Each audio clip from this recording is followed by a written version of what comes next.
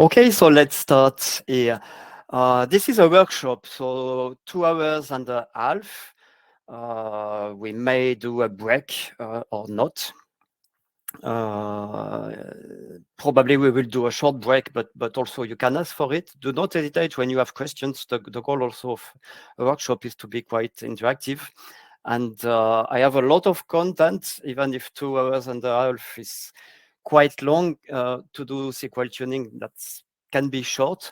So depending on your question, we will see more details in different things. So the goal is to get some basic concepts to do proper SQL tuning, especially on a distributed database, because a few things are different when you introduce the latency between nodes. But you will see that a lot of concepts and tools are very similar to what you know in Postgres, for example, because YugabyteDB is Postgres compatible. And just a few words about me. I've been working with databases mostly always. I've been a long time a consultant and on many databases, a lot on Oracle and then Postgres. And then quickly, when I went to open source, I found YugabyteDB so attractive that I wanted to be paid to use it. And I'm developer advocate now, which means that I'm also looking for your feedback if you test something, if you have problem, or if something works, or if something can be improved. I'm really interested by the feedback you can have as a user, your user experience there. I have put a few links. I'm on LinkedIn, of course, a lot on Twitter, and I blog on Dev2. I also blog on the Yugabyte blog, but you probably have the link in the many emails you receive around it. Just wanted to mention more technical blogs on Dev2. For the exercise, I propose, if you don't have already a Yugabyte database, if you probably have a laptop, you probably have Docker on your laptop. I'm on Windows and I use Docker desktop, and that works really well. You may have Podman, it's exactly the same. And it is the simple command to start one node to do the exercises. But if you already have an account in the cloud, there is a free database there. If you have already sorry, I had a pop-up on my screen. If you have already an existing database, you can do the exercise. Please don't do that in production. We will not do anything that breaks something, but not a good practice to run exercises on production, of course. So basically, if you want to start it, you Docker run with, this is the latest image, stable image, and then connect to it. But we will see that through the exercises. And when you start it from Docker, because you have exposed those two ports, you have a Postgres endpoint on port 5433. You can redirect it elsewhere if you want. And you have a little grid that we will see on port 7000. I think if you are running on Mac, 7000 is already used for something, then probably here you will direct it to something else. I'm just looking quickly at the chat. I will first introduce and then look at questions if there are, because I'm not sure there are questions for this session. We will talk about tablets, of course, later. Yeah. So if you don't want to run it yourself, no problem. I will run everything, and you will also be able to do that later. Everything is on the PDF. So if you get the link I've put in the chat, you have the PDF. You can copy paste the exercises later. So that's about setting up the lab if you want it. And now we will see a lot of things. So this is the menu for those two next hours, 2.5. I will talk about table and indexes, and mostly the most interesting is how it is different in a distributed SQL database, because you need to know how it is stored to use them efficiently. And we will see what is different when we create a table, when we create an index. I will talk about instrumentation, because addressing performance without having the tools to understand what is running, then you will just shoot in the dark. Tuning is, there is nothing magic in a database. There are a lot of things that are complex, but if you understand the concept, there is nothing magic. Everything can be understood. So execution plan as well, and different techniques to optimize when you need to. We will see the detail. I will not go into the detail there. And we may go faster on some topics and longer on other ones, depending on your question and how it is important for the basic concepts. Okay, so if you are ready for tables and indexes and sharding, because that's the big thing here. Tables and indexes are not stored in one place. The goal of a distributed database is to distribute the data. Not only the data, distribute also the processing of the data. And then we have part of the tables, part of the indexes in different places. So what's different? I see two things that are very different. First one, tables are distributed. And here I will mention tables a lot, but this holds for tables and indexes, what in Postgres are called relations, for example. For the tables, you have table rows. For the indexes, you have indexes entry, but those are the same. And they are distributed. We will see how. But this means that you are not reading and writing to a local memory. This is what is different from a monolithic database. In Postgres, for example, when you read from a buffer in the shared buffer. If it's not there, you will do some I/O to get it from local disk, but then you work on it in memory. And this is fast. When you are distributed, you cannot share the memory. So you have to communicate with the other nodes with remote calls. And this is where it can introduce the latency that you don't have in monolithic databases. Second thing that is different from some other databases, not all, we don't have heap tables, we don't have bit trees. So heap tables is the way Oracle and Postgres, and I think DB2, also SQL Server, but not by default. This is the way they store your table rows. Heap tables means that the rows can go anywhere. They are not located in a specific location in your database. You create indexes on them after. So a primary key index and secondary index are basically the same when you have heap tables. In distributed database, collocating the rows is something that is very important, because you don't want to get multiple rows from different places if you query them together. So we have adopted something that exists in other databases, like MySQL, like SQL Server by default. This technique that you store the table rows within the primary key index.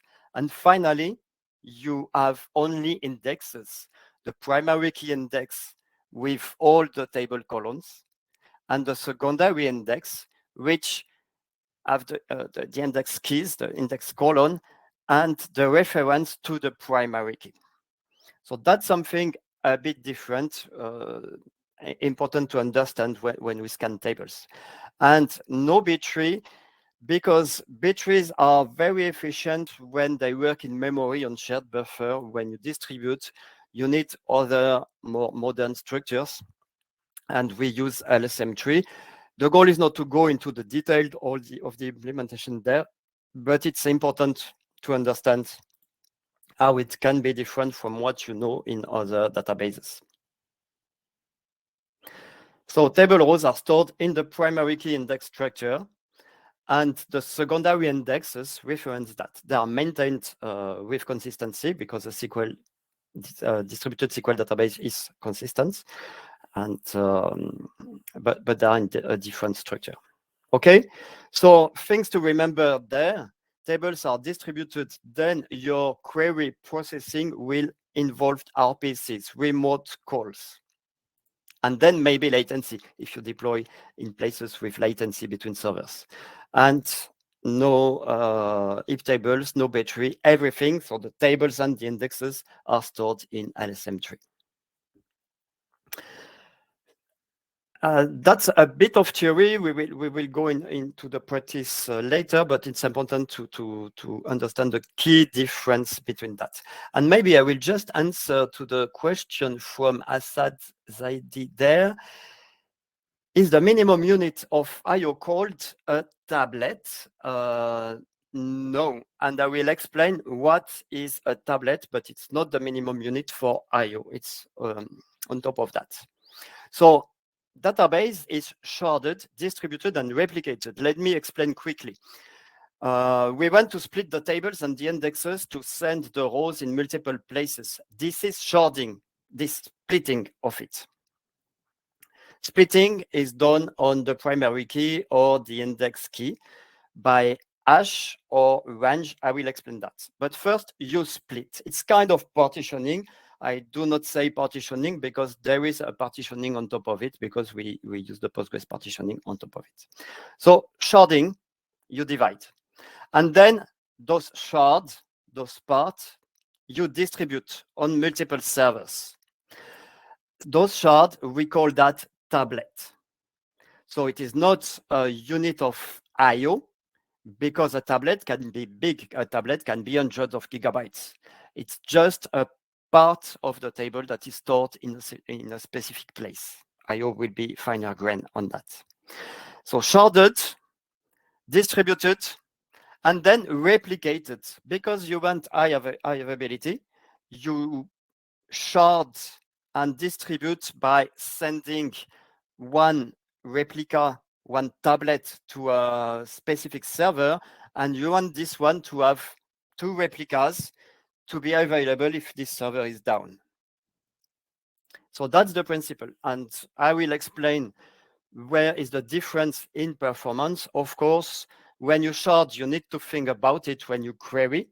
Don't want to query multiple shards, better to query on one shard only. When you distribute, you have those RPCs, and when you replicate, that's additional RPCs when you write. Okay? Distribute with sharding, hash, or range into tablets. And before going there, I will just explain you what I mean by hash or range. The best way to distribute is to take a value, for example, the primary key value, let's say it's a UID, and you want to distribute it, so you have a hash function that for a value will give a smaller value. And you distribute with that smaller value. And that's perfect to distribute. This works when you query with an equality, because you want a specific value, then you query with the specific hash value.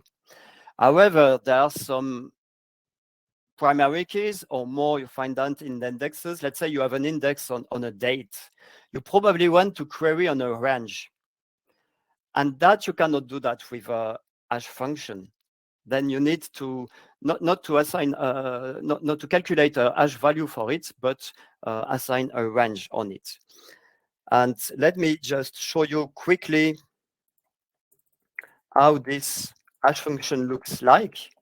We have a specific function YB hash code that can calculate the hash function, just if I want to see it. And for example, here I generate a lot of rows. I select the number, so 1, 2, 3, 4, 5, etc., and the hash value of it. I order that on the number, and I take just the first 10 one to see it. And I had an error just because I had something in my buffer before.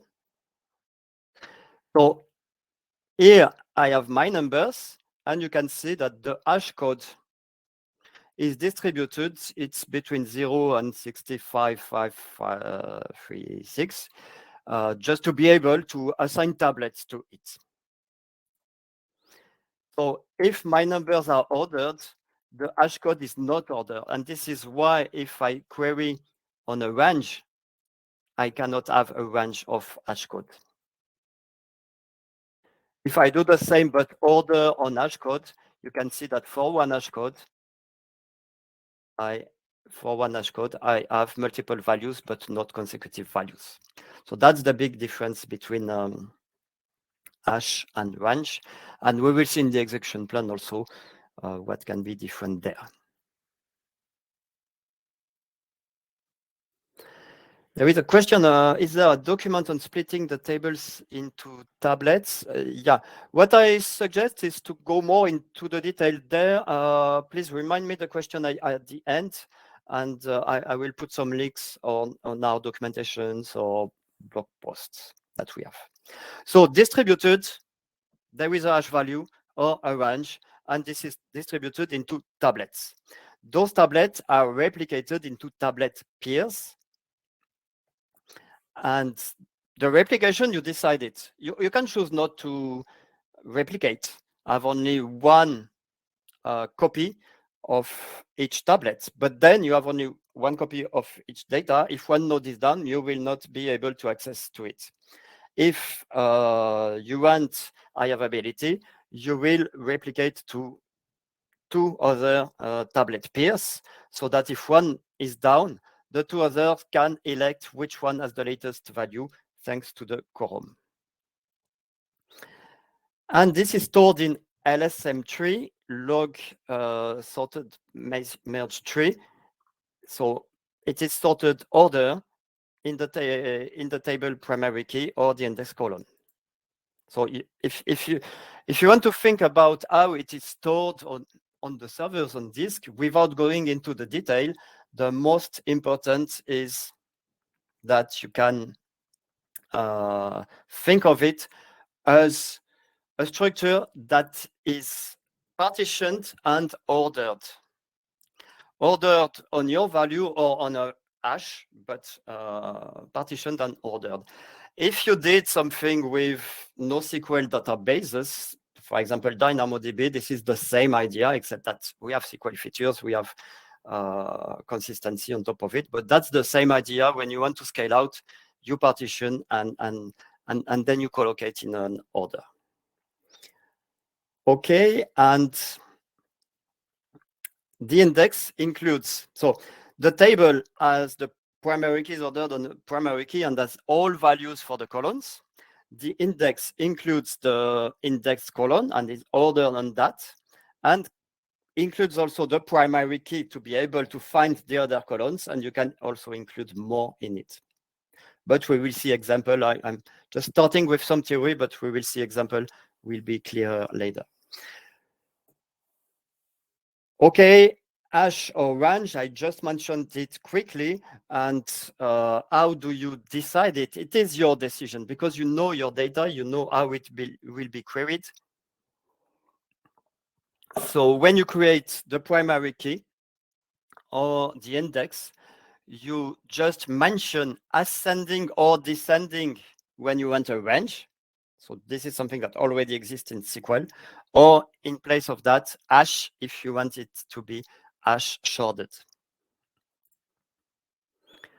When you look at the GUI, but we will see other examples about that. When you look at the GUI, you have the list of tables with a list of tablets, and you can see the range where you will see values for each tablet, and you can see hash split. This is where you can see. Basically, we'll come back on this screen in our example. Basically, this is where you can understand tables, tablets, and for each tablet, the tablet pairs, a leader and followers. So one replica where you read and write, and the followers, which is kept in sync with a quorum for high availability. So data is distributed to tablets, replicated to tablet pairs. Okay, and a bit deeper into the storage to understand how it works, because what you want to know when You are looking at the performance. You want to understand the work that is done behind. Sometimes you have small queries that have a lot of work to do to get the data, and large query which finally doesn't have a lot to do. So we have tablet peers, so each replica of a tablet, they are stored in something that is similar to RocksDB. So in each server, like a little database on each server. And when you query it, so we call that point or range query. Point is you query for a value, a specific point. So this is where hash sharding is quite good. Or range query, you want a range of value, and so for that you are sharded by range, and you want to just to look at multiple rows within a range of value on your primary key or index. So what the database has to do when you query? First, find the shards.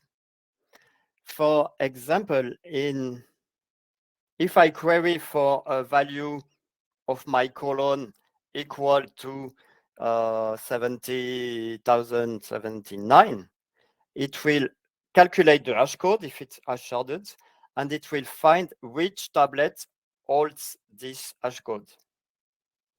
First, find the shard. And this is information that is shared into the cluster, because shards can change because it is rebalanced, but they don't change all the time. So each connection has an idea of the mapping of the different places where the tablets are.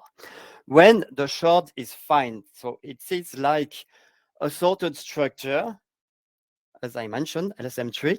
And first you have to seek to a specific value. Except if you do a full scan, a full table scan, where you seek to the beginning and read everything. If you have a point or range query, you want to go to a value and read from there. So this is a seek in the RocksDB term. And there are some statistics where you will see the number of seeks. Exactly like in a sorted file. Huh? And then you seek to a specific value, and maybe you will read multiple columns or multiple adjacent rows. This is a next call.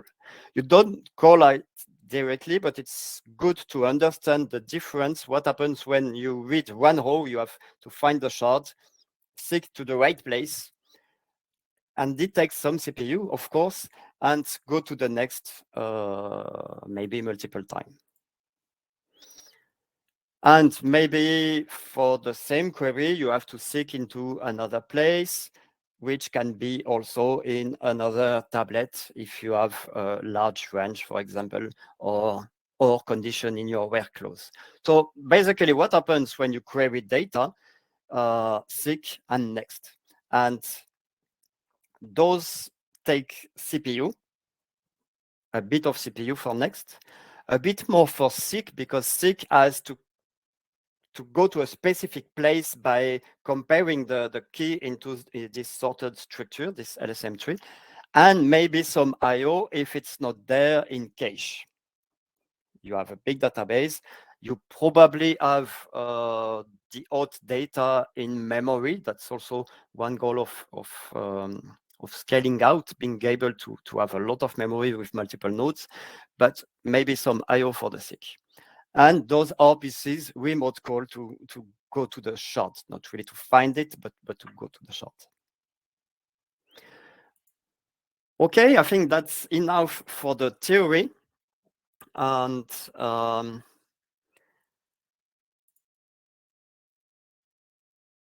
I'm just looking because I've seen in my screen moderation. Maybe I just accepted someone. No, I don't know. So now we will see the table creation.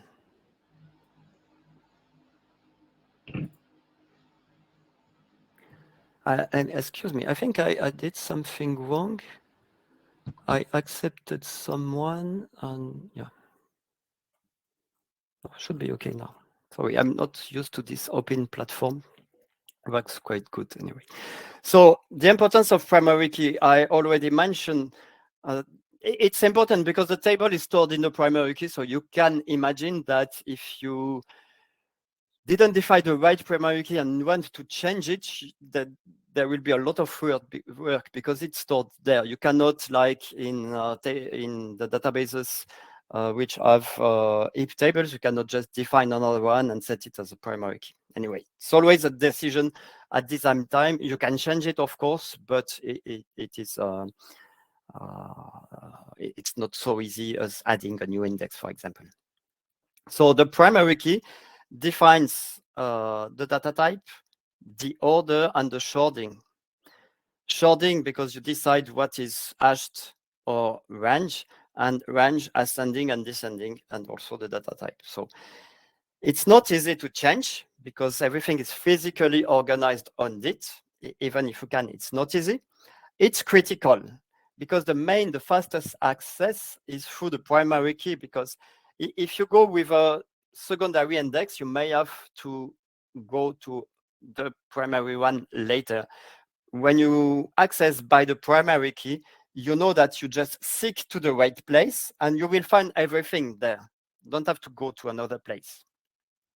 So it's critical to define the primary key for the main access pattern, and fundamental for the distribution because everything is distributed on that. So if you have a primary key where even with the hash function, the data is not distributed evenly, you may have some nodes that work more than others.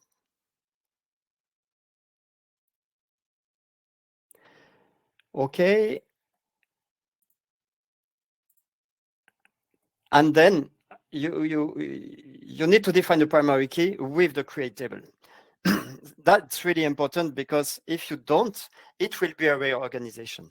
So with all that, it's important to decide about the right primary key, and you have to define it immediately. If you move from a monolithic database, let's say from Postgres to Yugabyte, the move is quite easy because we are fully compatible, but it's quite good to think about the primary key. If you do not define, they will be default hash and sharding, and I will show you. So let me just show you first by creating a very simple table. So you see my screen here. I've just created a very simple table without defining a primary key. And we can, I said it's not a good idea because the table needs a primary key. We can just to be compatible. In Postgres, you can because you have heap tables. So here I have a table without a primary key. However, in behind, we have added a hidden primary key just because we need it. And let me show you the green now. I didn't show it before. This is how it looks like. So this is the server where I'm connected to. I have 3 masters. I have 3 tablet servers where the shard will be distributed. If you just started a one node with Docker, we'll see only one of them, but that's not a problem. And now that I have created a table, I can see it in tables. This one, depth. And if I look at the definition where you see the columns, depth node, dname, log, description, this is what I have created. I have created there. You see that in addition to that, you have a YB row ID, which is an internal primary key. And this is the partition key. And it is partitioned on hash on it. So you have binary values. And here I have 3 tablets, values from 0 to 555 hexadecimal, hexa to AAA, etc. So that's cool. You can create a table without a primary key, but you cannot query with it. So the most efficient access pattern, you cannot use it. This is why it's not a really good idea to create a table without a primary key. it's possible, for example, if you create an empty table and then do an alter table to add the primary key, it's possible, because if your script is like that, then we make it easy. But do not put data and then add a primary key, because in that case, it will take time for the reorganization. Okay, and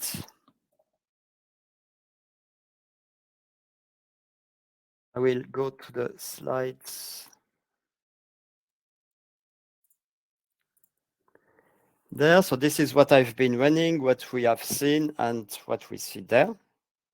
This YB ID. So supported for compatibility with Postgres, but not efficient. If I insert data on it and add it later with an alter table, it is supported, but not really efficient. I insert some rows there. If I alter, you see that it's not immediate. It has to do the same as inserting into a new structure. And if I'm still there, so I didn't refresh my browser there. This was my table before I do this alter. If I refresh, I can see a temp old, because behind the scene, it was renamed to create the new one. The old one has no tablet anymore. It was removed. The new one with the new name. If I go back to tables there, depth, I can see my new one there with, I don't have this YB row ID, because here I defined the primary key, that is depth no. Okay, so you can do it, alter table, add primary key. If you do that when you have a lot of data, in behind the scene, it will copy the table and reorg, so not a good idea. Okay, I see someone coming to the chat asking what will be the next session. There are parallel sessions in the stage, I think, and the next workshop will be going into more detail, but I will explain that later. And let me go to my slides over there.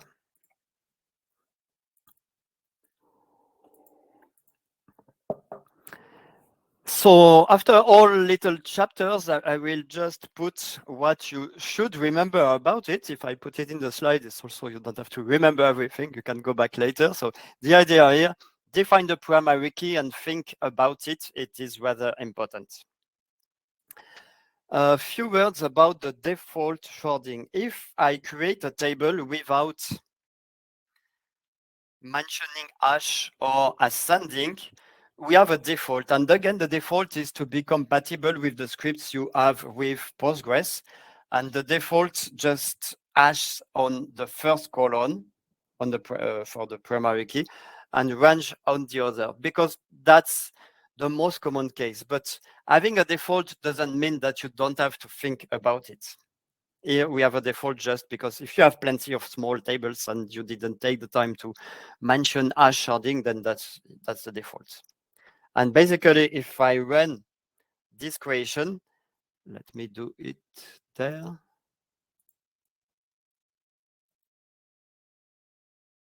I drop the previous one and I run a create table where here I define the primary key within the create table. So that's the right way to do it.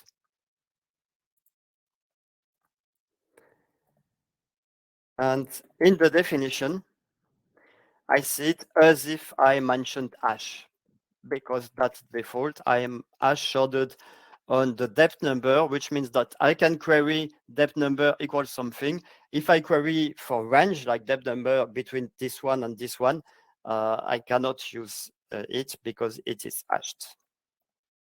And this is what we will see in the next slide. Just to mention, there is a default. And yeah, we can see that it is hash sharded the same. Yeah. But you have a default, but you can also be explicit and say, I want it by hash. And why do you have additional parentheses there? It's optional if you have only one in the hash. but you may have multiple columns in the primary key and you may want to hash on multiple columns. Here is a link to the documentation with the syntax. It's not that difficult. It's just that it has to be possible with everything, every compatibility. So some examples, a table with the primary key being A, B, C. I can hash on A and then be ascending on B and descending on C, or hash on AB, or be range for all of them. Okay? And now let's look at some execution plans, and I will have another chapter on execution plan, but just to show you what you can do when it is hash sharded, like this table that I've created, and what you cannot do, and more how to see it. I explained, so I run a query, select star where depth no equals something.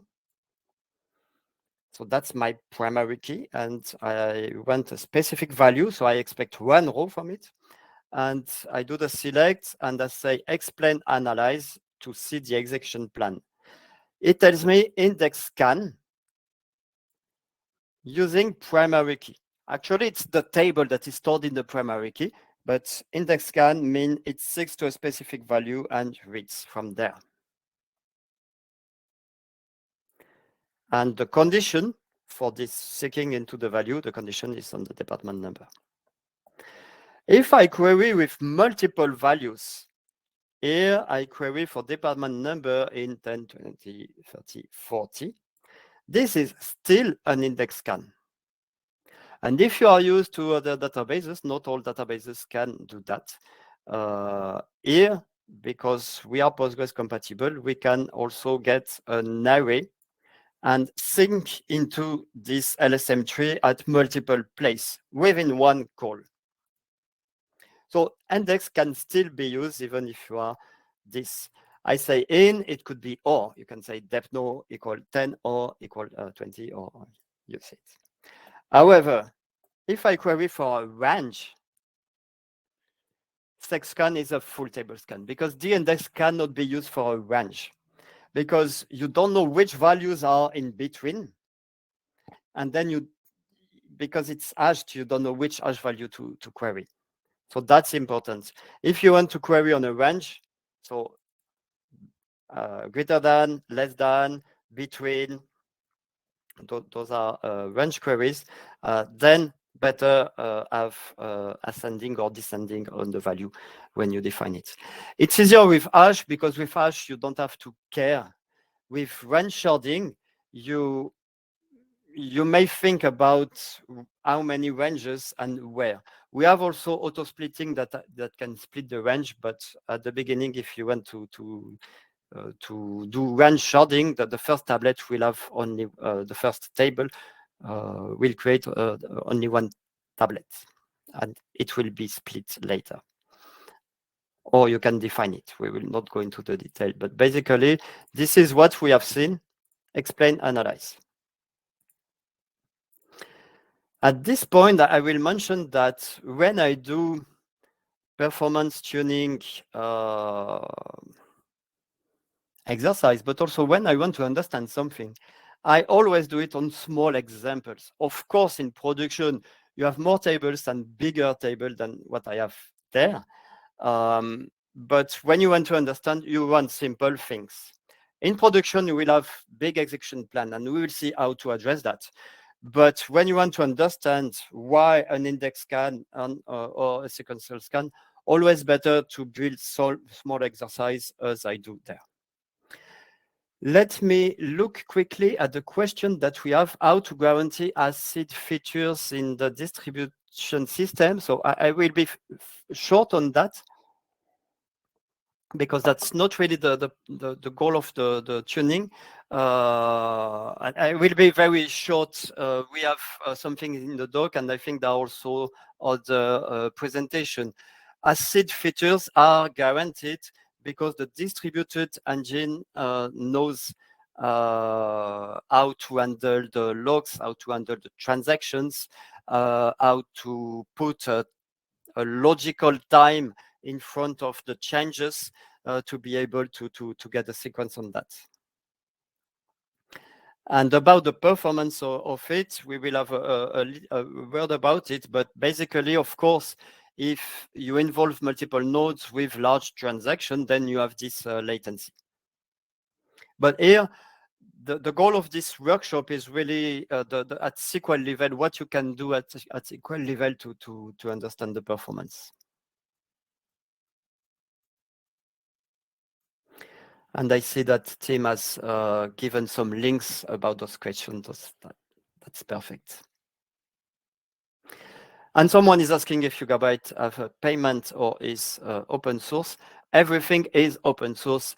Yugabyte can give commercial support, but the database itself is fully free and open source. But again, that's not really the point of this workshop. Do not hesitate if you have other questions to contact me later. We have a lot of points to see and remember, and hash sharding is good to distribute when you use those columns with point queries, the opposite of range. Specific value or specific values, but discrete value, not range of continuous value. Okay, and now, because I started to look at an execution plan, let's talk about instrumentation. You need to understand the work that is done by the database when you have a slow query. You want to understand where is the most work happening. First, we are Postgres compatible, and then what you do on Postgres is still available there. You just need to understand that the storage is different, but from a SQL point of view, it's the same. And you have pgstat activity, you have pgstat statement. Just let me show quickly. If you don't use Postgres, select star from pgstat activity, where I can see it's not really easy to show on a screen that is not too large, but basically I can see some traces of the statements that are running. So there is also a grid that shows them, and we will see it. And I mentioned pgstat statements. This has an history of the statements that have been running. So you can see some statements have run there or before, and it gathers some statistics about the execution. So this is a way where you can find what are the most active queries, what are the queries that take time, all those. Yeah. Rodrigo is asking if the slides are available to download. If you look at the top of the chat, or maybe it has disappeared. Oh yeah, the organizer has cleared the chat. So I had put a link in the chat to the PDF, but it has disappeared. That's a problem. Let me quickly find where it is, if I find it, because I didn't expect that to disappear.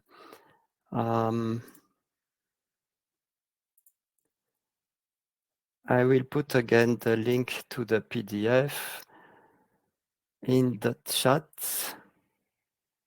Should be there. So this is the PDF, and you may want to see it at the same time, but we will send it probably also at the end. Yeah.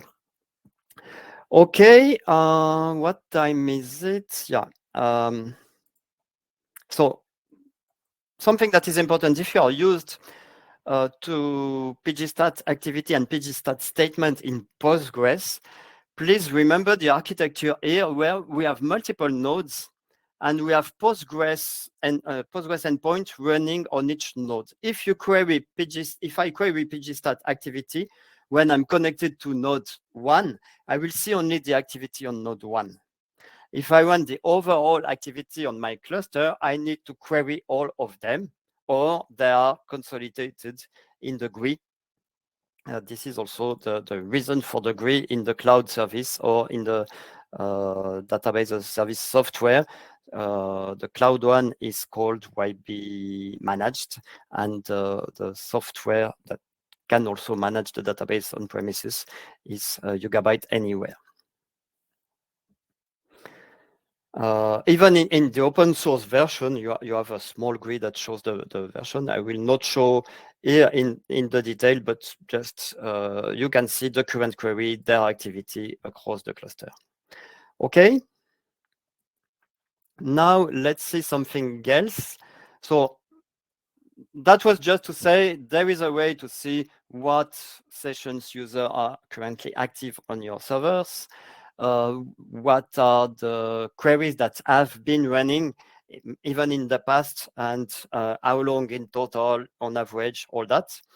And there are also a few other statistics that are more related to the distributed storage. And you have seen that. Let me first be sure that I still have this. Yeah.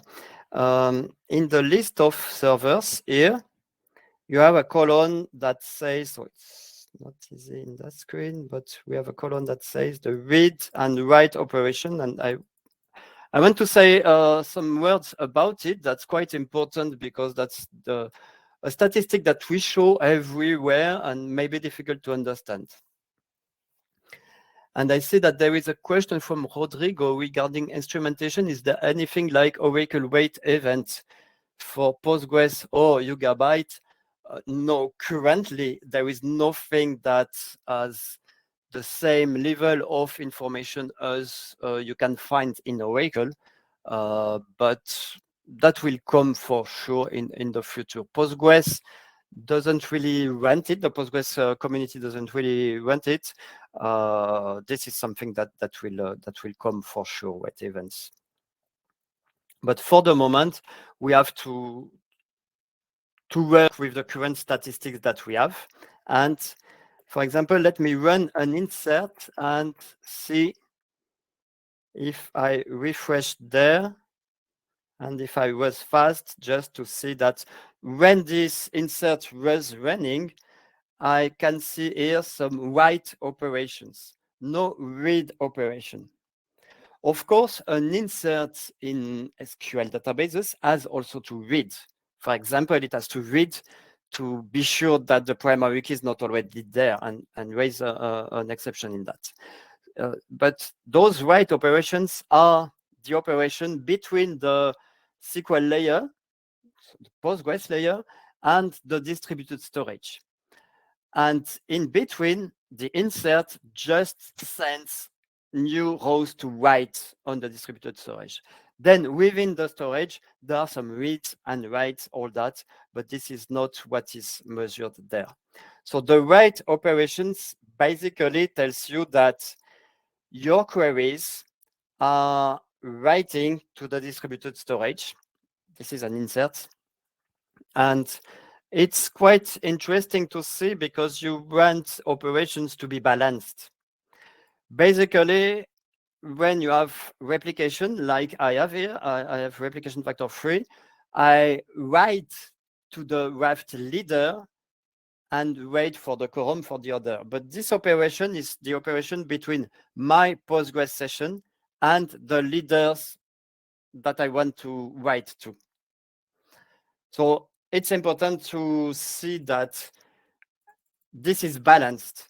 And this is because I'm inserting, if I show my insert, I'm inserting values on the primary key that is hashed. So there is no doubt that this is distributed. This is what is nice with the hash values.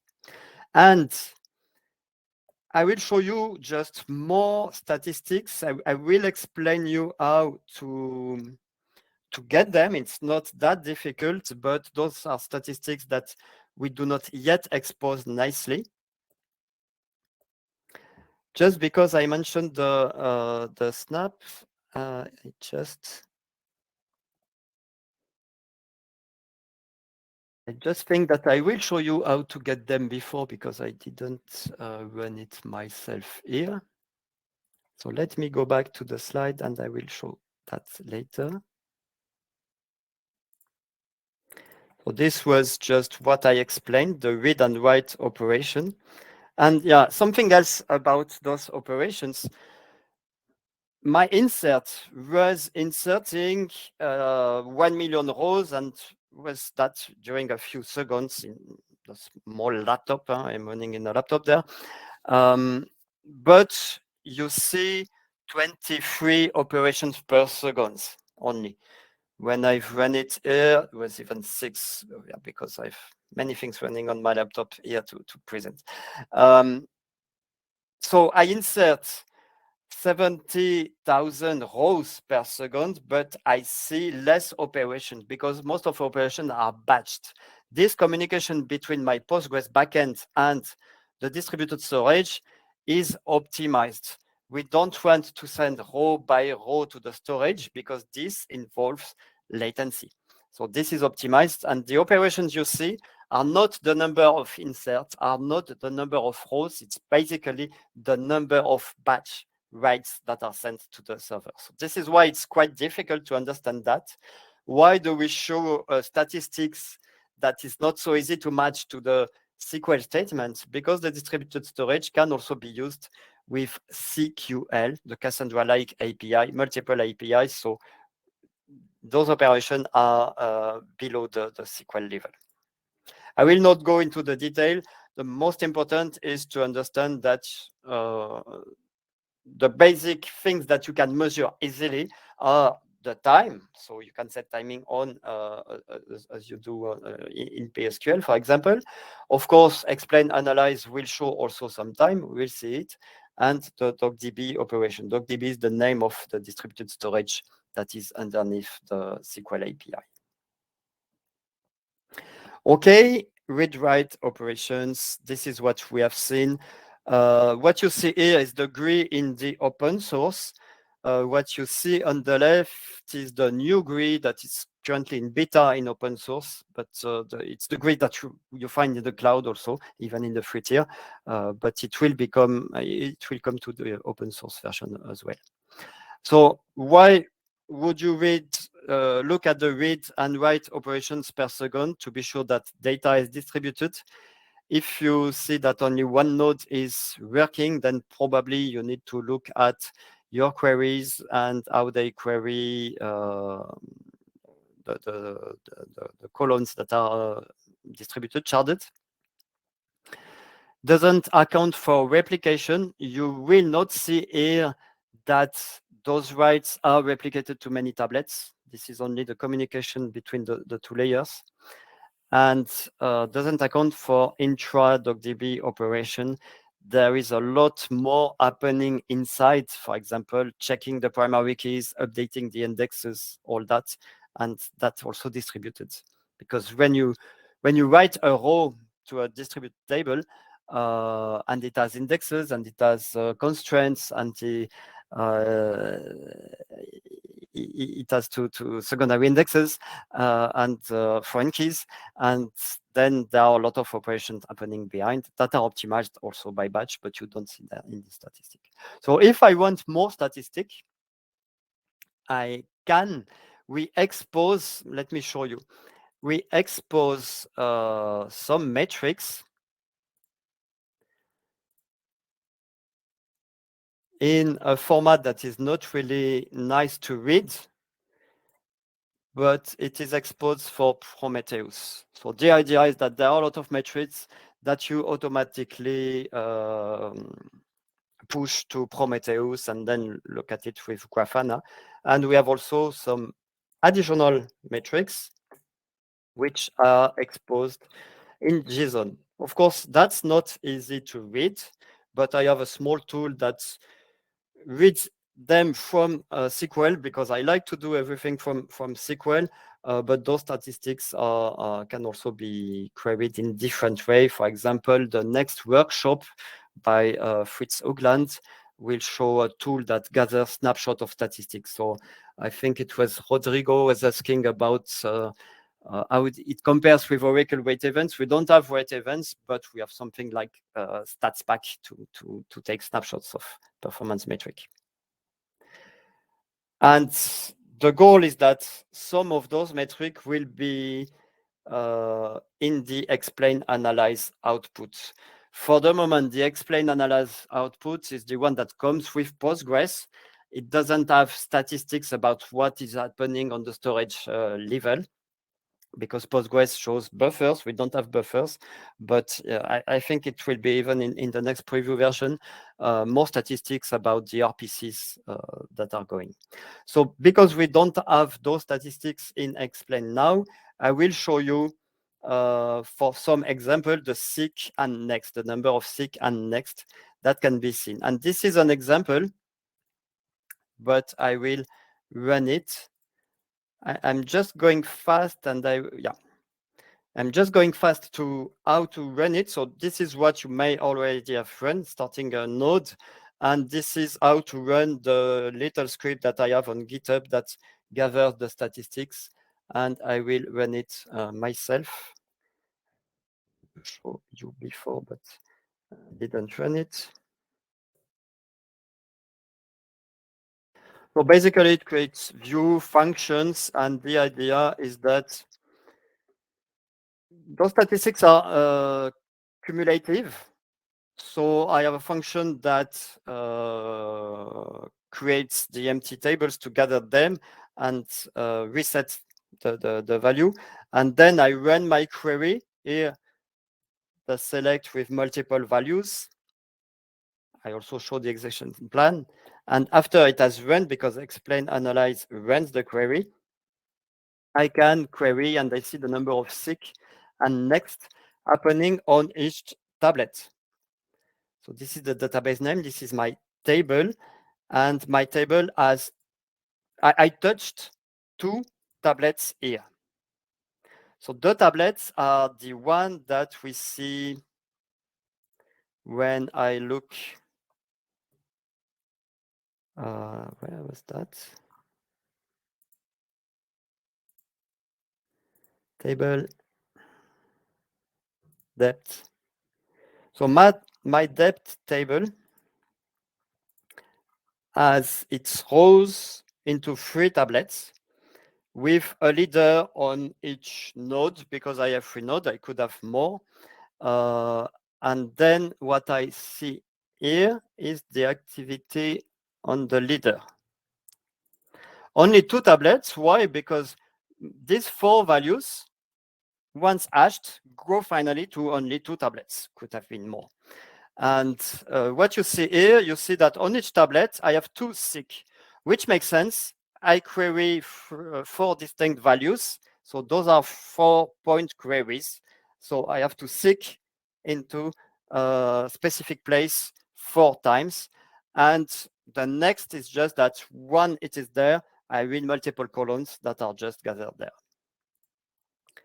Okay, and now I show you the example with the range query. Here it is doing a sequential scan.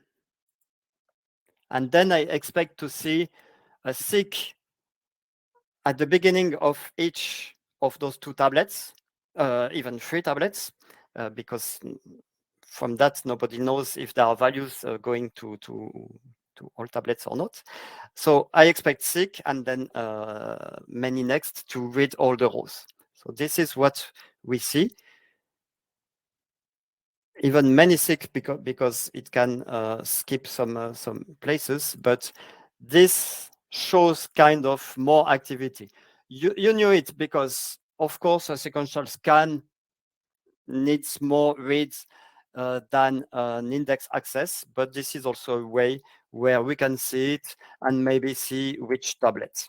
For the moment, I have this little script that uses the JSON endpoint, where I query the JSON endpoint. This will be, or similar, will be exposed in the execution plan soon. Let me look at the questions quickly. Is there a table comparison on what products are supported on open source level and what are available on enterprise side or Yugabyte? Yes, there are. Basically, everything about the database is open source and free. There is no community edition and enterprise edition. Everything is free. It's only the support and the management of it in the cloud or the software that helps to do database as a service. Typically, for example, querying those statistics, I can do that as I did there in open source. I can export them to Prometheus. That's fully open source. If I don't want to do that, I want directly the grid that shows me the graphs from it. Then that's come with support with additional software. But again, the goal of this session is not really to go into the commercial things. Everything is on open source there. And this session will be available for offline watching? I hope so. I see a red button with recording on my screen. So someone is recording and we will have the record of that. Okay, execution plans. We already have seen a few execution plans. And for this, for the next exercise, I will create 2 tables. Which are the tables? If you create a database on our cloud and you can create a free database, there is a tutorial that creates the tables that are used for a very long time in databases to show different features of SQL, so the depth and AMP tables. So let me just create them. If you have the PDF on the link I've put before.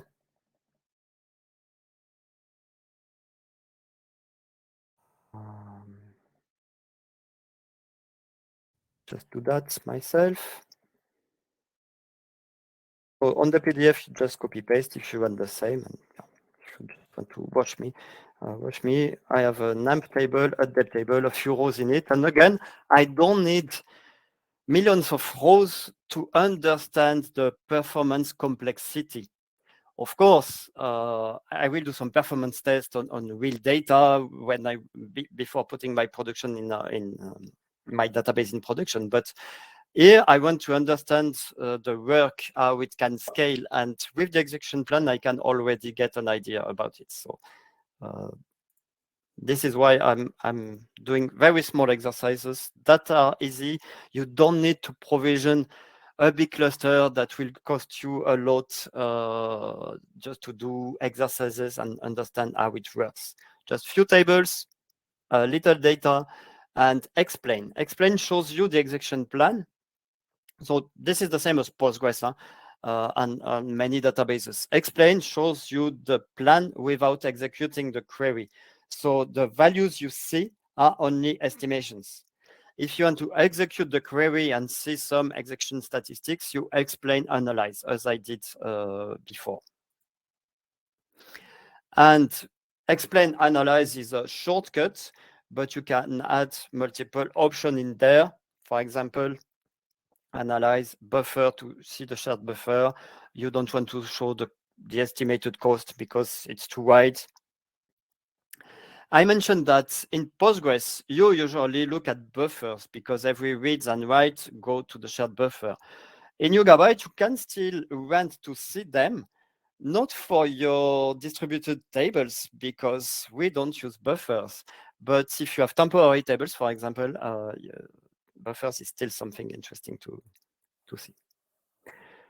Okay, this is a link to the one of the documentation using explain. We will just see some examples, and let me run an example there. The examples I'm running are the same as the slides. So for example, I have a query that joins those 2 tables, reading everything and sorting them. So I see the execution plan there, just an explain without analyze. So it doesn't execute anything. This is fast. And from that, I know that the query planner, the optimizer, chooses to do a nested loop between AMP that is fully scanned and depth that is read by index. Is it good or bad? I have a little idea that I have no filters. So I will read all employees. So anyway, if I need to read them all, table scan is the best for it. And for each of them, looking at the information for departments. Is it the best or not? Cannot say that here. If I execute it, so I have very little rows. If I execute it, so here I executed, let me show you what I executed.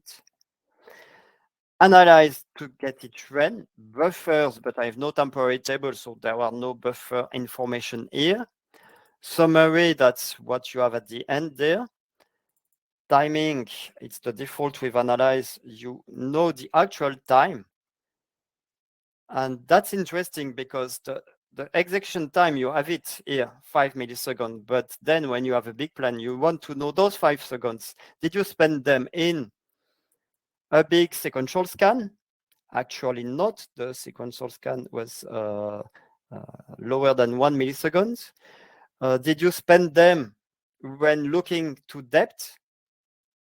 But I will show you in the slide. It will be easier than on my screen. Here, looking into depth takes less than a millisecond again, so it's fast. But most important for me in an execution plan is the number of loops, because this is a nested loop.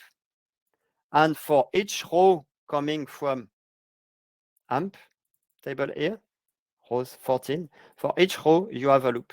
So here, it is fast, 0.3 milliseconds to get the information, but you multiply that by 14, and you will probably be in those 5 milliseconds. I will show that in the slide and look at the questions later, because in this slide, I try to explain a bit more about what happens. So this is what I've run. And where do I look out where do I look when I look at an execution plan? Filters, index access condition, those are interesting because when you see filter, it means that you have scanned something and you filtered later. The goal of indexes is to be able to go directly to data without filtering later. And when you see an index condition, this means that this predicate in the where clause, for example, is solved not by reading everything and discarding the bad ones, but really by going to the right place. So that's important. Something important to know, here you have the estimation that you have also with a simple explain. So it estimates 1,000 of rows. This is not true. I didn't analyze the tables there. So this is not really interesting. But when you execute it with analyze, it is interesting to see the number of rows returned by each operation there. And then this is where you can see, well, my query is long, but it has to read 1 million rows to finally discard a lot of them. And then you will think about which is the best index to address that. Here you have the operations, so it is nested. Like the idea is that the lowest child sends its row to the upper operation, and the upper operation, if it is a join, can run other operations. If it is a nested loop, the second operation of the nested loop is run as many times as you have rows in the first one. And you can see that the first operation of the nested loop return 14 rows. So for all those 14 rows, I have 14 loops to go to the index scan, and I can see 14 loops there. The time that is there, this is the time per each operation. So if this time is short, but you have a lot of loops because you are joining a very big table with a nested loop, then the total time will be high. So you can multiply that to get an idea of it, or look at the total time of the nested loop, which includes all those loops.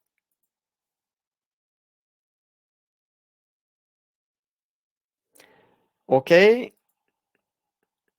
Also something interesting, because I said verbose here, I have the projection, and we will see an example of it.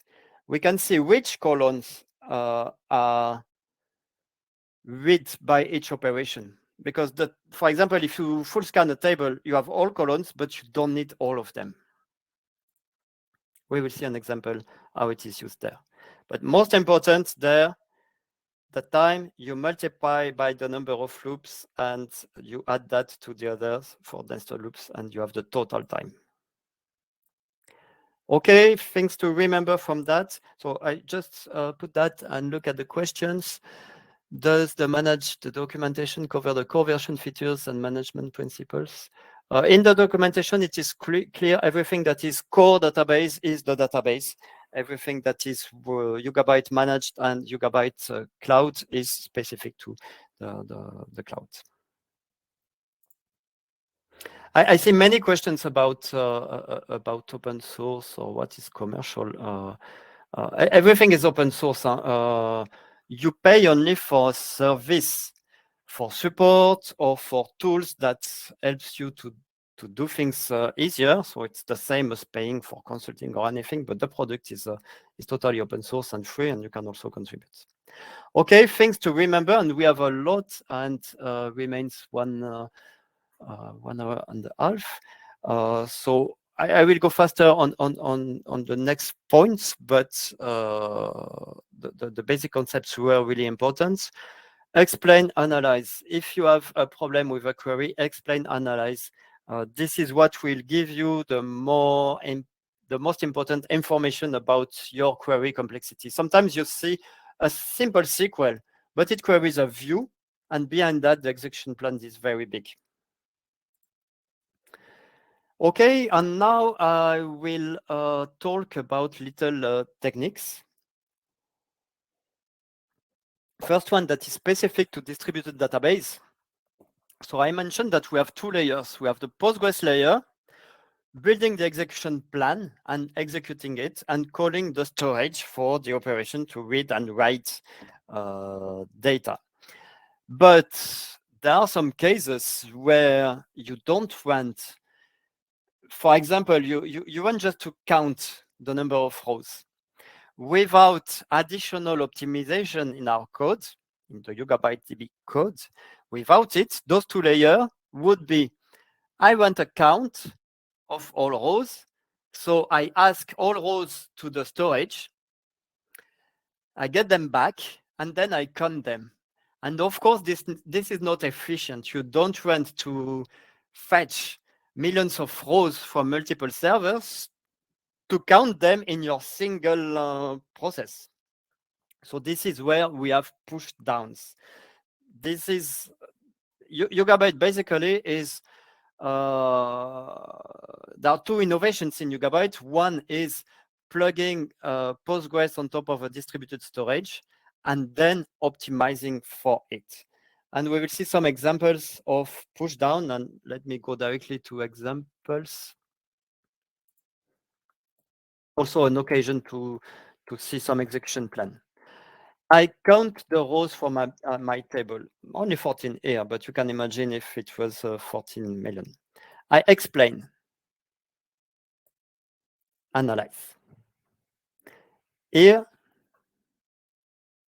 I see a sequential scan, makes sense. I want to count all rows, I want to read all rows, so that's a sequential scan. 14 rows here. Okay.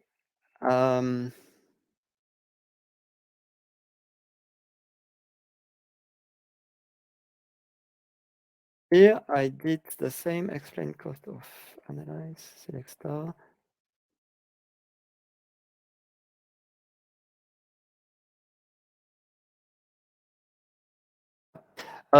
This is to show you, I was lost in my example, but this is a select star. So I want all rows, not to count them. So of course, I need to fetch all them. And you can see that the sequential scan returns 14 rows, all rows. Of course, I need to send them to the client, to the application. However, if I count them, I see a sequential scan, but you see only 3 rows there. Why? The reason is there. Partial aggregate. If you remember, my table has 3 tablets. Or maybe you don't remember because we didn't even look at it.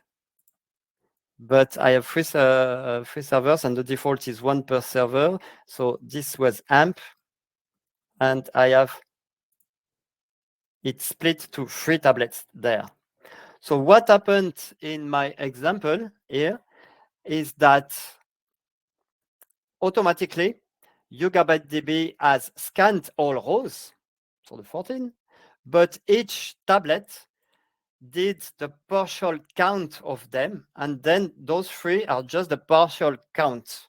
So 3 rows received by the Postgres layer that finalized the aggregate, simply summing the different counts. So what I wanted to show you there is that what happens, you can see in the execution plan. And that's important. Not all operations are pushed down, but it is interesting to see if this happened or not.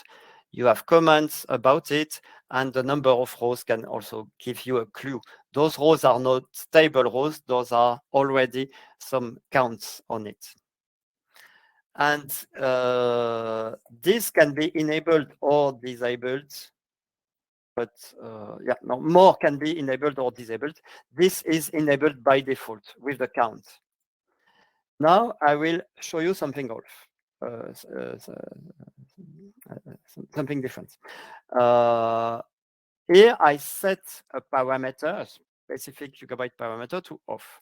But currently it is the default. So I'm mentioning that also to tell you, you should enable it. I will explain why it is by default now. So with the default, expression pushdown off. What we have seen was aggregation pushdown. Here we will see expression pushdown off. I am running a query where I select star from AMP, but with a condition. A condition that returns only 1 row. Okay? I have no index, that's a sequential scan. What happened here was I've read all rows 14 from the storage. They came to my session, my Postgres backend, and in the Postgres backend, I applied the filter and remove 13 of them, remains 1. This is not efficient, especially in the distributed database, because you don't want to send many rows to be removed later. You want to remove them early. And this is why we have implemented some pushdown for expressions. Expressions mean predicates. I do the same with enable expression pushdown on. And here you can see sequential scan, 1 row from it, but the difference is there. Instead of removing for a filter, I have a remote filter. So the filter was sent to the storage, and the Postgres backend asks to the storage, give me only the rows with this filter. And then you have less rows to get from the other. So this is really important, and you should enable it. If you have, I don't remember exactly in which version we have put that, but you should enable it. I will explain you why many things are not enabled by default. We are distributed and replicated also to provide the ability to do rolling upgrades. You do not stop the application when you upgrade. You just upgrade one node after each other. When we add new features like this pushdown, you don't want to be connected to a node that is already in the new version where this pushdown is enabled, and that will ask a row to a node that is not yet upgraded. So many new features are disabled by default so that they are enabled when the whole cluster is upgraded. That's the reason. So do not think that it is disabled by default because it's bad. It's good in most of cases. Of course, if you have an issue, open a Git issue and we will see if it's a bug or something that can be improved. But basically enable expression pushdown. Of course, it is always better to have the right index, not to have a filter, but you have an index condition. But if you don't, then it's better to have this filter happening directly on the storage layer. Okay. So this is what I was showing. Number of rows there. Always enable it. I take the risk to say always. If there are some regressions, it's something that we should fix. Okay, sorry, that was fast. Yeah. Now let's look at secondary indexes. Very important things about secondary indexes. So a secondary index is an index that is not the primary index. So you have an index that will reference the row through the primary index. So of course, access by secondary index is slower. And when it is in a distributed database, means that an access by secondary index may involve one more node, so more latency. And we will see how we can cope with that.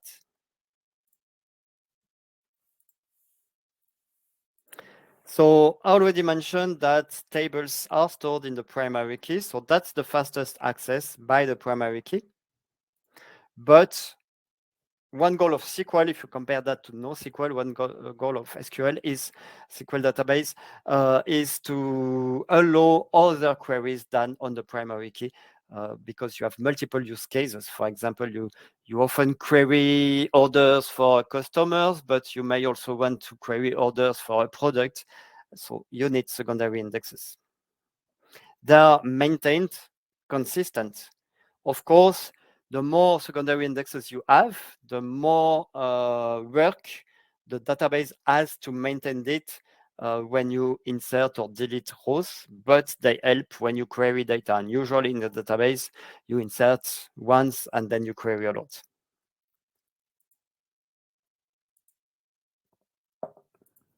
So in the execution plan, you can see, I think I have an example later, but you can see 3 kinds of index scans.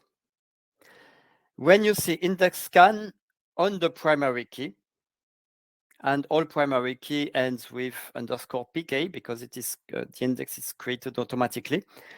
The index is actually the table, but it's shown to the explain plan as with _pk. So index scan on primary key, you are good. You know that all columns are found from the index because the table is stored in the primary key. But if you see index scan from a secondary index, so one that is not a primary key, then this scan will go to the index, get the primary key value, and then have to go to the primary key with the equivalent of an index scan of primary key. So that's additional work.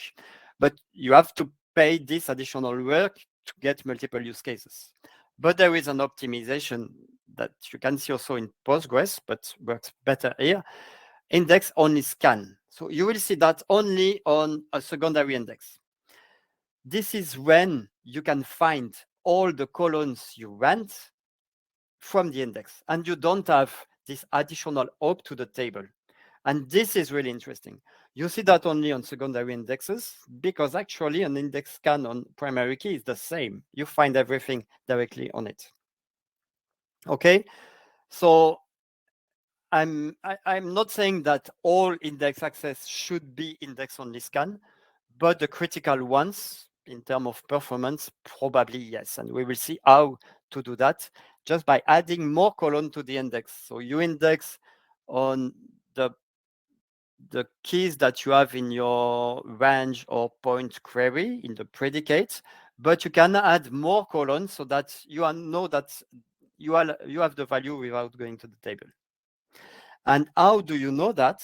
If you look at the execution plan with the option verbose, you can see the output column for each operation.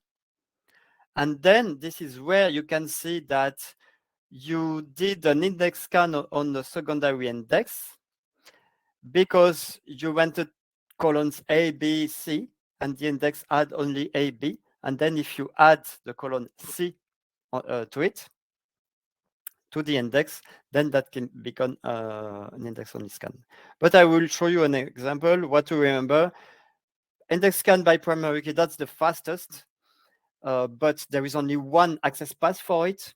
Index-only scan on a secondary index, that's also very fast, similar, and allows multiple use cases. And index scan is not so fast compared to them. So let me show an example with that.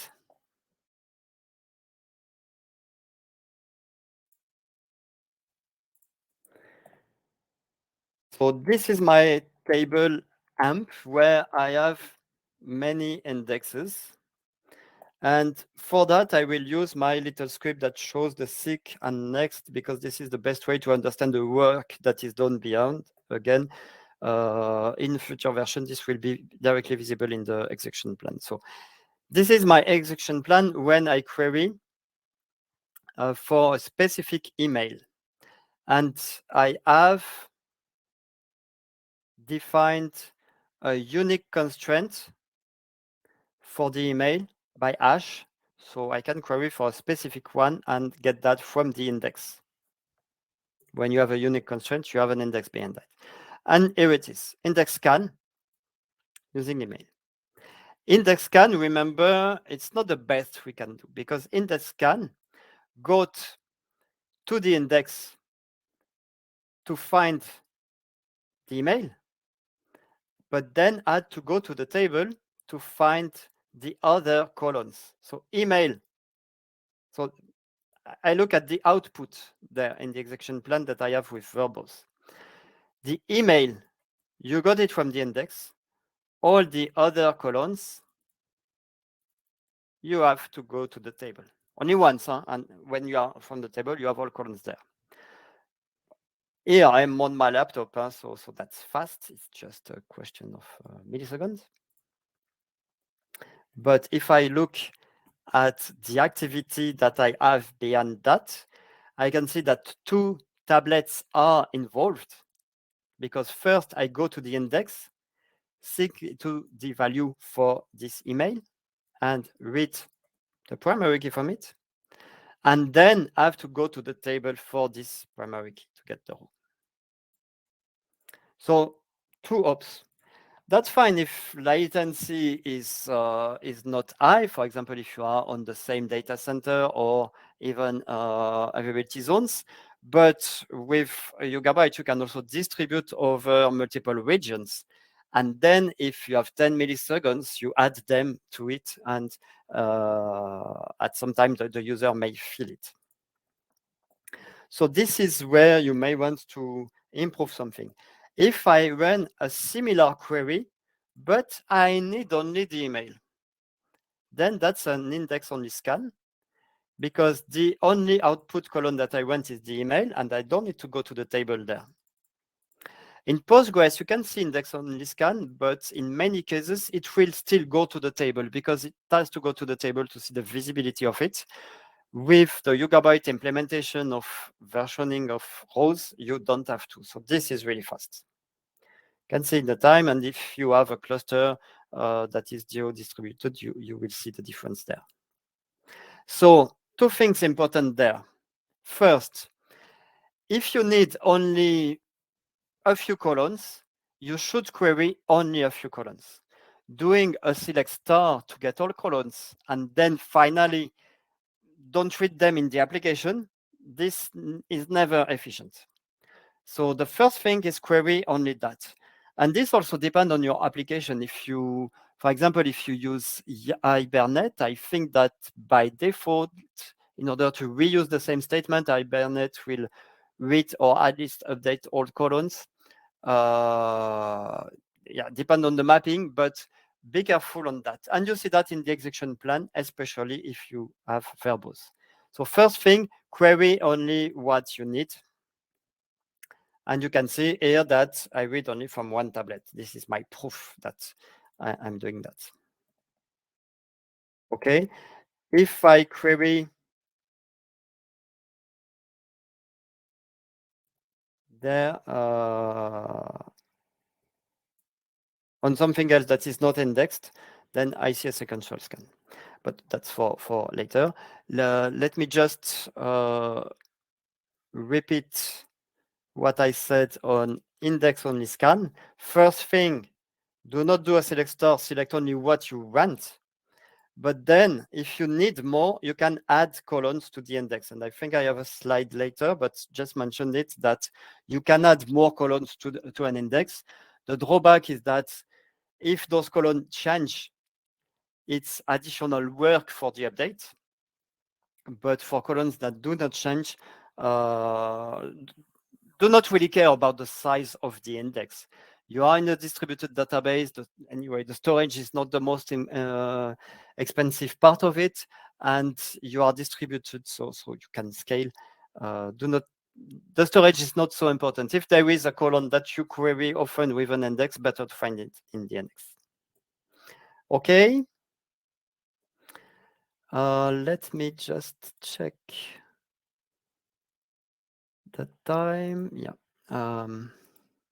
Partial indexes. If you know Postgres, you probably know that you can add a where clause to an index. But let me show it.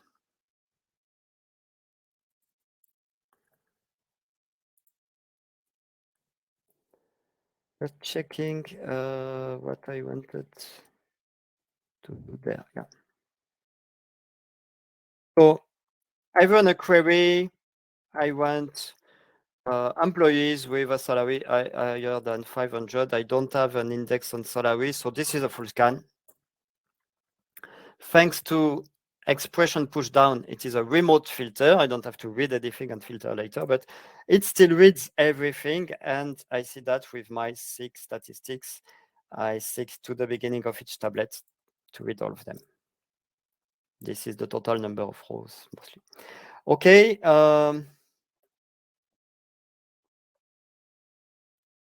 Let me create a partial index with a where clause. So I create an index on the salary because the query I want to improve is a query on the salary.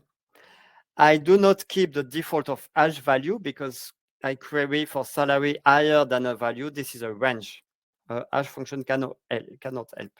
So I use it descending here, can be ascending. We will see the difference later.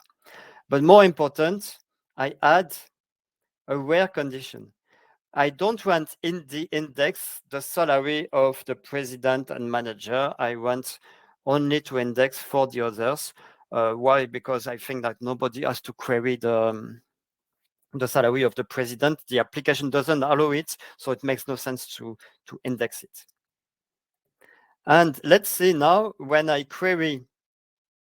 Yeah, first, to show the overhead of it, when I update the salary, even if I don't change it, this is an update.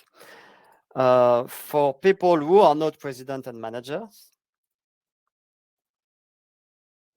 I have a lot of activity when I update because I have a lot of indexes, but especially the one that I've created, the AMP salesman, is updated. I see some activity on it here simply. Because when you add an index and you update the value, then the index has to be maintained, and my index had to be maintained for that.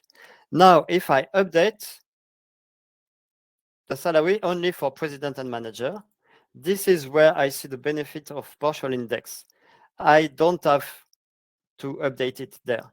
Why? Because my index indexes only the others. So there is no need. You can shape the index for your needs. If there is some values where you don't want to use the index, just don't index that. It is just overhead in storage, but also in data maintenance. And that's something that can be seen in the execution plan. Here, I select employee name and salary from AMP, especially for jobs that are not president and manager, and this index can be used for that. Okay, let me go to the slide. This is quickly what we have seen. You save storage, you save DML overhead with partial indexes.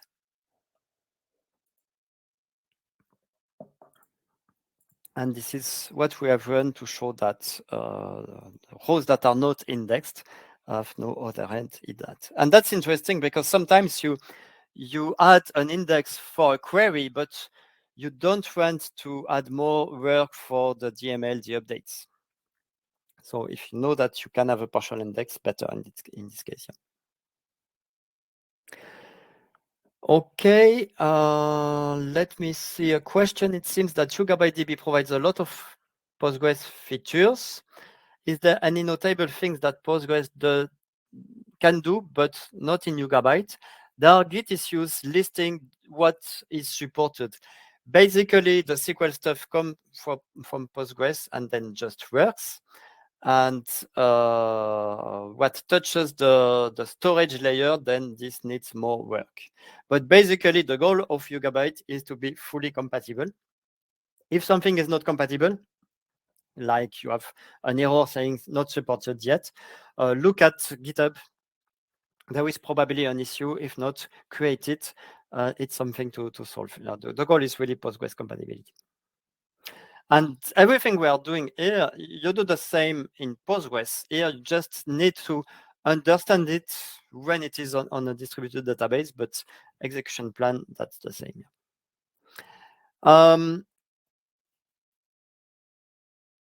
The index order, I've created an index in a range, and you can define ascending and descending. And that's something that is different from bit trees, for example. In bit trees, like in usual databases, in bit trees, reading an index forward or backward is nearly the same. Here, with this implementation, it's a bit faster when it is ascending. And I think I have an example about that.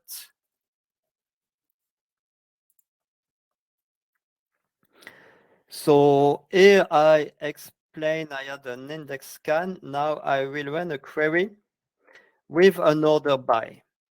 Something important also, the index is used for the where clause, but also for the order by, because when you have an index with ascending or descending, so that is not hashed, the index has an order and then can give you an ordered result without an additional sort operation. And this is what we can see here. Here I query the salary for the employees that are not president and manager, so where I have an index for it, ordered by salary, and I want only the top 10 of them. This is typically, I don't want to read all employees' salary, sort them just to get the top 10. If I read from the index, and this is even an index-only scan, so very efficient, the output of the index is ordered. And you see no sort operation there. There is no need to sort. It just reads the 10 first index entries because of my limit 10. It reads the 10 first and stop there. And this is really fast for top N queries. You should do that from an index without an additional sort operation. Again, the idea is to get the rows without additional operations to do on that. Okay, this is a forward scan because I've created my index descending on salary and I ordered by salary descending. So I created the index in the idea that most people will prefer to see the top highest salary rather than the top lowest salary. But this index descending can still serve an ascending order by.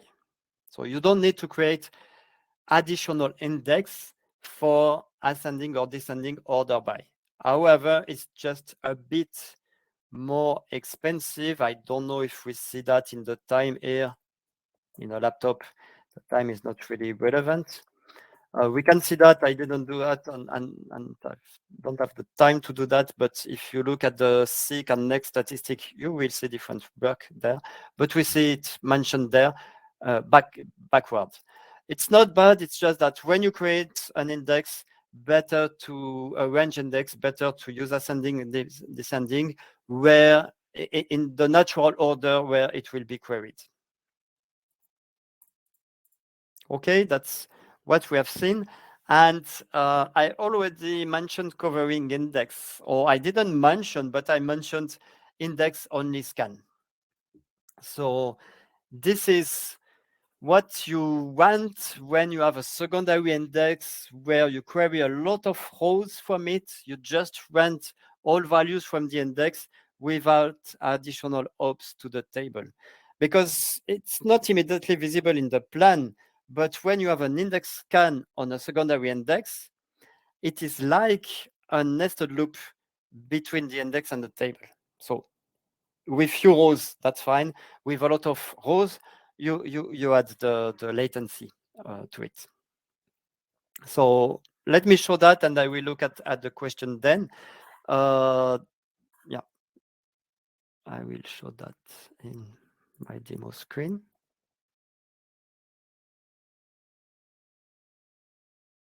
Oh, no, I will go faster there on this one, because we already have seen it. The idea is that I create an index with additional columns because I query, I query on email as we did before. So email is in the output, but I want also to read for this email to read the name and hire date. And I want to add them to the index. I could add them at the end of it because I want an index that starts with the email to be able to seek into it. So a range index ascending here. And I can add more columns there. But if I don't need them to sync into a value, if I need them just to get an index only scan, I can also include them later with the include keywords that comes from Postgres.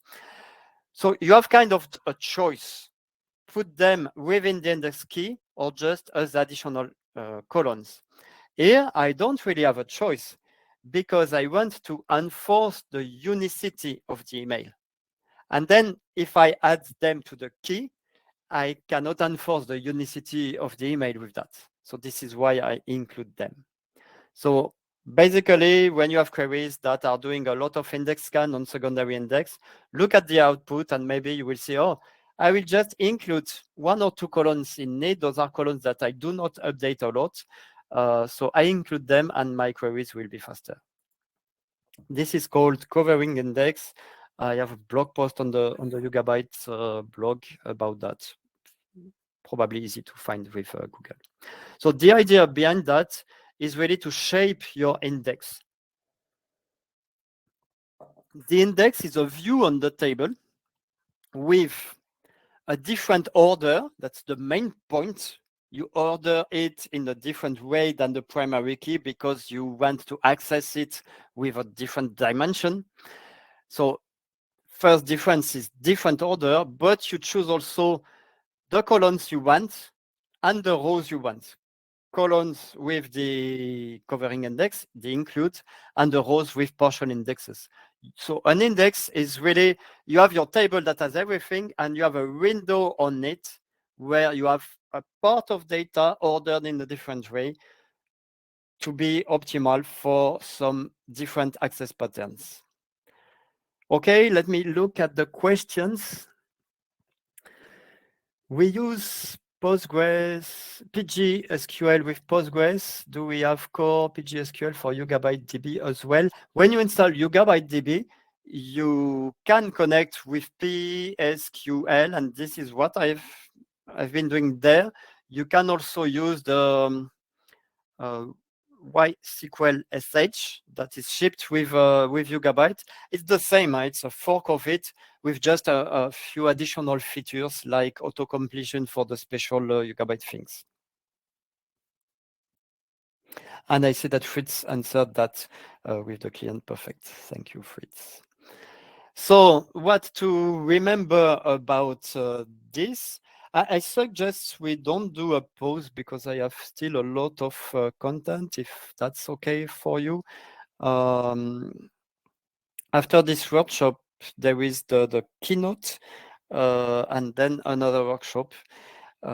So covering index are important in distributed SQL, even more in distributed SQL, because looking at the table in addition to the index is RPC, remote call to a remote node in most of the case. Don't do select star if you don't need all columns. This is something we see in all databases, even worse in the distributed database. Basically, there are many recommendations. There are many things that if you do it bad on a monolithic database, it will be worse on a distributed one. Because on something that's slow, because it reads too many buffers, you add a latency on it. So basically, most of the recommendations are the best practice in any SQL database. It's just worse if you distribute the bad performance. Okay, and use partial indexes if you don't need to index for all rows. This is interesting, especially if you come from databases who do not have this feature, like Oracle, for example. Okay, and now let's talk about joins.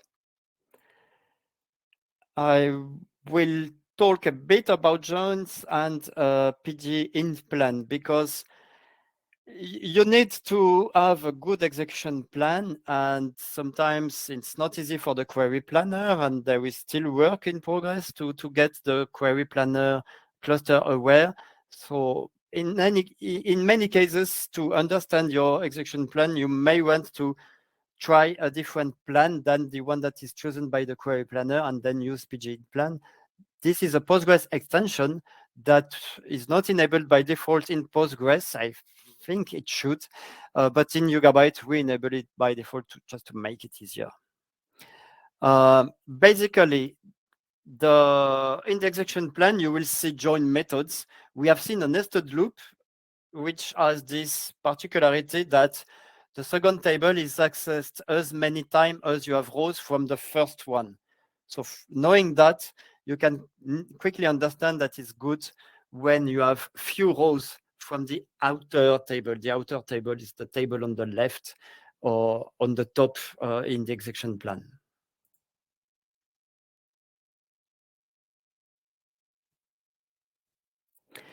Fast access to the inner table for nested loop, because the more loops you do because of many rows from the left table, the better, the faster access you want inside it. You probably don't want a nested loop that do a sequential scan. You also prefer an index-only scan in a nested loop than an index scan. When there are many rows, this is where the query planner will choose hash join.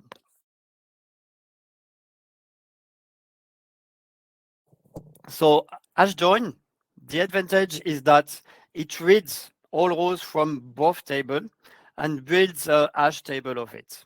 So it doesn't have to go one row by one row. Perfect case for hash join is that you have a large table to scan, and you have lookup tables, like you scan employees and you want to match the departments. But at the end, you will read all departments. So better read all departments, have a hash table optimized in memory to get them. And sort, merge, join, this is usually when you need rows ordered because you have an order by, and the Postgres executor can benefit from having rows orders to do a join following the order. So if you want row orders on the join key and you have indexes that can provide the rows in the order, then you have a really efficient join with sort, merge, join. But the most important, even before the algorithm that is chosen by the query planner, the most important is the join order, starting with the right table. If you start, for example, a nested loop with a table that has 1,000 or 100,000 of rows, then it will be bad. So those are just recommendations that are not specific to a distributed database. Basically, what you want to see in the execution plan is start with the table that fetches quickly a small result. Usually your query will query a small set of data from large tables. So the most selective table should be first. For example, you have customers and orders. If I want the orders for today, this is selective because I have years of orders I want for today. I start there, just looking at those few orders and then doing the join. If I want the orders for the whole year, but from a specific city, then I will start on the customer because the customer has the city. That's the idea. And then you join to the tables that eliminate more rows, or at least do not increase the number of rows, because you don't want to increase the number of loops. Typically, from the table where you want, where you have this selectivity, typically you look at the parent tables, and then at the end, if you need more, you do that at the end. For example, if I want all orders from customers from a specific city, I start by the customer table. For the specific city, I have a few rows.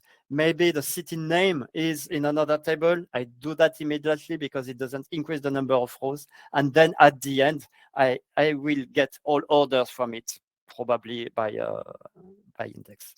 But those are very general.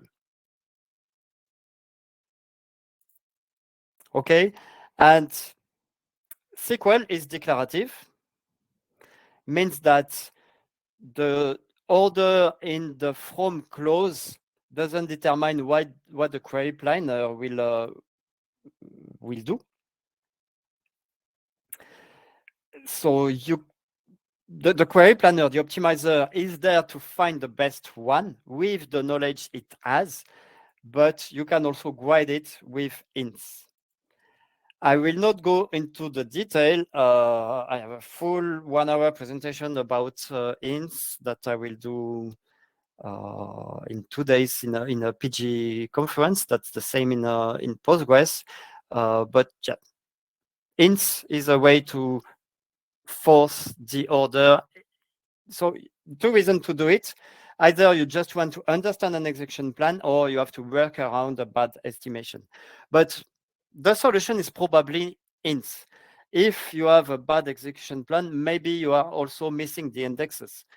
Some indexes. For example, in the case I mentioned where you want all orders from a city, the best plan I mentioned, starting with the customer city, is good only if you have an index on the city in the customer's table. If you don't, then the planner will come with another plan. So rather than trying other plans, first look at being sure that you have the index on the most selective table, so that it can start with it.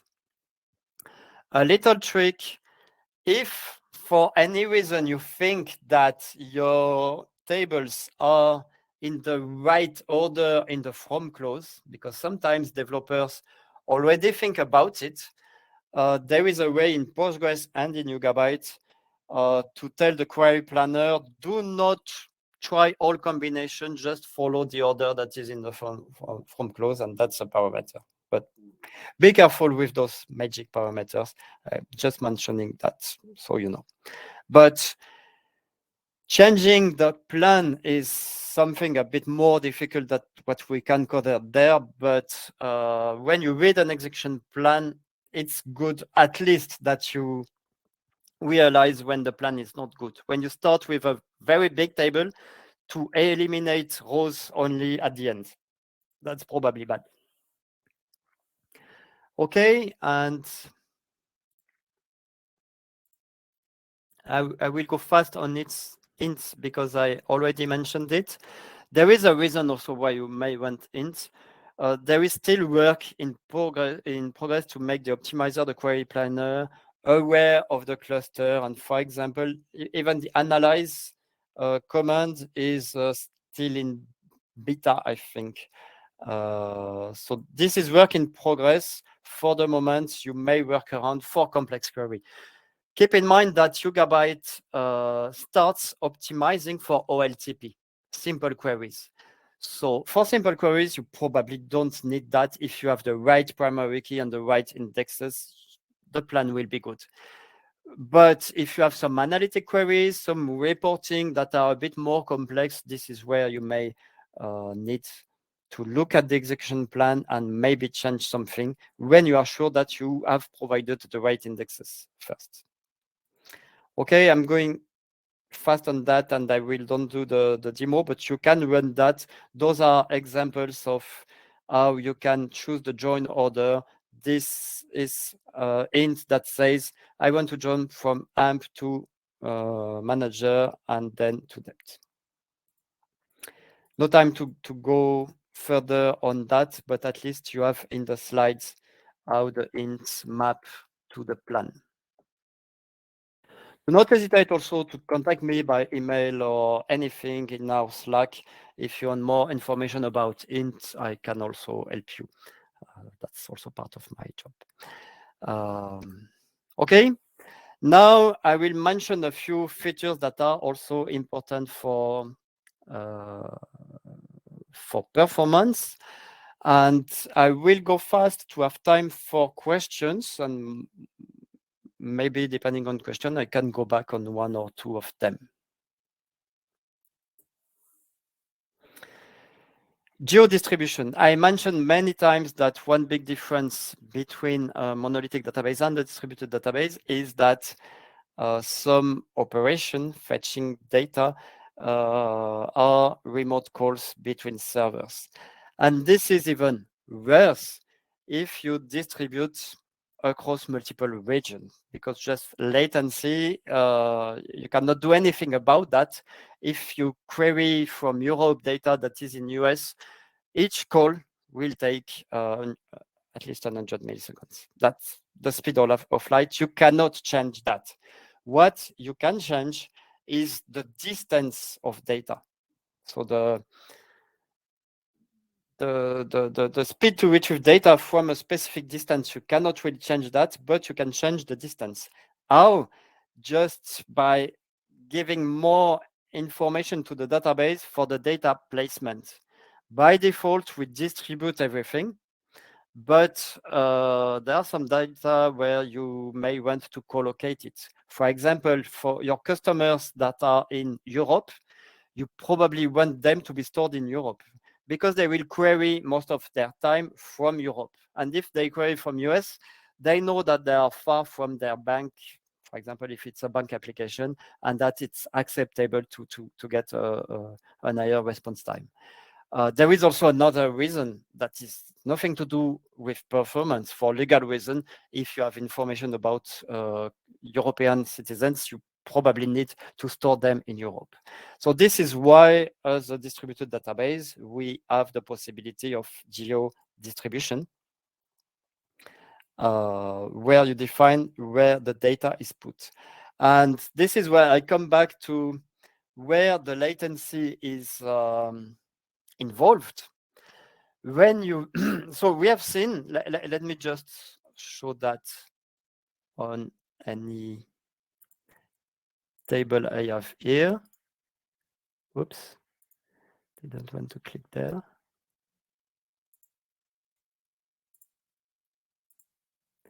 So I have 3 tablets. Each tablet has a leader and followers. Basically, the operation you will do will go to the leader. Why? Because the leader always has the latest data, the latest changes. So everything you want to do consistent is done on the leader.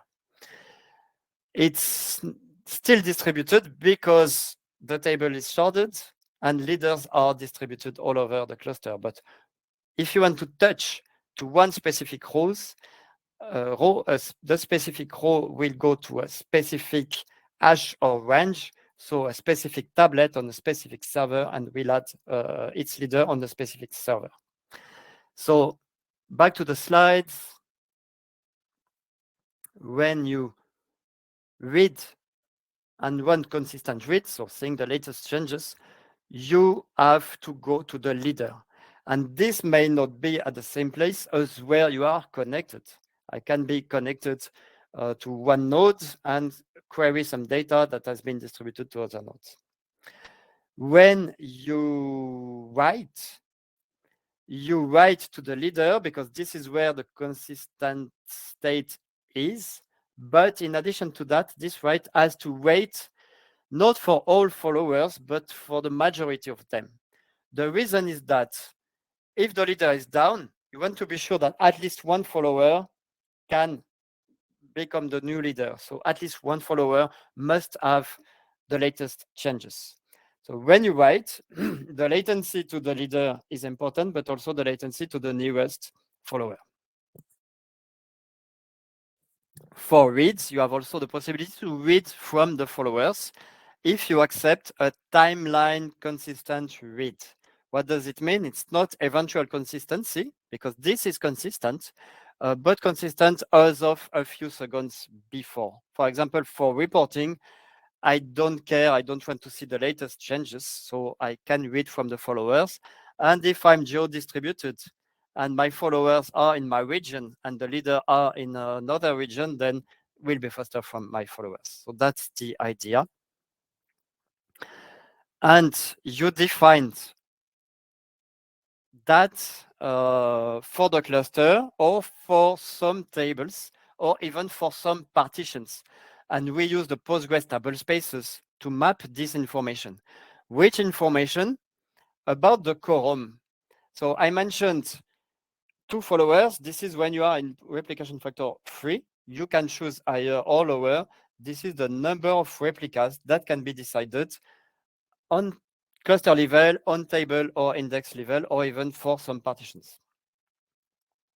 Then about the consistent reads, where are the leaders and followers?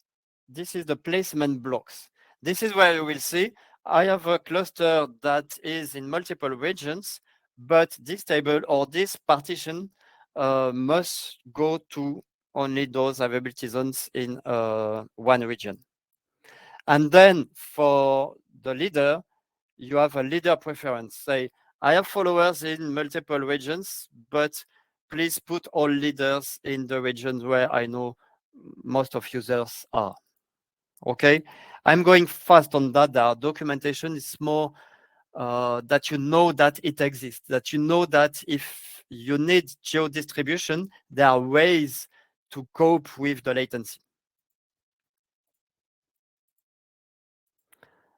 And those information, placement, replication factor, and leader preference is information defined for a table space, and then you map the table space to a specific partition. Okay. One additional thing that is important to know if you are doing geo-distribution, if you are defining table spaces for different placement, you can also replicate more. If you have used some databases which shard without distributing the transactions, for example, CitusDB for the PostgreSQL-compatible one, they very often distinguish between tables that are sharded distributed and tables that are broadcasted to each node. For example, a reference table. Think about my example with customers and city. I have a table with the city code and city name. This table is small. There is some hundred of rows in it. I don't want people to go to a high latency location just to find what is the city code, the city name for this city code. And this table doesn't change often. So I want to distribute this table in all location. In addition to distributing to followers, I want this to be in all regions, for example. And we do that without really a new feature, just using existing feature. we have seen that we can define indexes, and we have seen that we can define covering indexes, which have all columns. No need to go to the table. And nothing in Postgres prevents you of creating indexes on the same columns. So the idea here is that you define an index on the column you query on, so with the key for the where clause, with all columns for the select clause, and you define the same index, but in different table spaces. So I have a table that is geo-distributed, but so with a leader somewhere, another leader somewhere, but an index on it that will be in every region. And then when I will query on this key for those columns, automatically the query planner will choose the nearest region.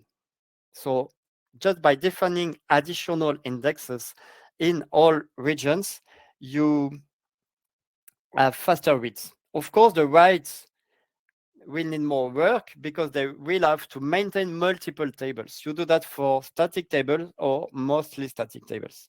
Another example, if you have financial activity, you probably have a table with the currencies values, and they change 1 or 2 times a day. So it's not a problem to broadcast them. Currencies, there are hundreds of them. But it would be a problem to read them from different locations all the time. So just think about that. 2 things to remember, placement. When you have a deployment that covers multiple regions, you probably want to define table spaces to specify some placement and duplicate indexes. Okay, let me check if there are some questions in the meantime. All are important other than hybrid multi-cloud. I don't know exactly what the question was about, question from Kavita. But everything we see there is even more important in geo distribution. Remember, I said that the things that you do bad in a monolithic database will be worse in a distributed one, and it will be even worse if this distribution goes to multiple regions. Okay. Now something else. So this is those are the optimization we do at Yugabyte. For the SQL feature, we take them from Postgres. For the high availability, we have built them in the distributed storage that is based on Google Spanner paper. The real work now is optimizing for it. And we have seen that we can read from duplicate indexes, and we can also read from followers. So the idea is that for writes, you have to go to the leader. But for reads, you may choose to read from followers. You will not see the latest change. Why? Because the writes to follower will wait only for one. The writes which go to the leader will wait only for one follower. So then the nearest follower may not have the latest change. So how do we do that? We still want consistent results. We don't want a stale table. When you join 2 tables, for example, you don't want one with the recent change and a stale one that you join to. So you want that the result is consistent, that you see a consistent snapshot of the database, but maybe not the latest snapshot. Maybe you accept 30 seconds lag on the latest changes, which is probably okay if you run a report that maybe takes even some minutes to be generated. So the way we do that, first, this is for reads. So you need to say, I will not do writes in my transaction, because if you start to read from a previous snapshot and write something current, that will not be consistent. So first, this is only for read transaction, and you have to start your transaction by saying, This is read-only. I'm doing reporting. And then you enable read from followers. So that's a choice.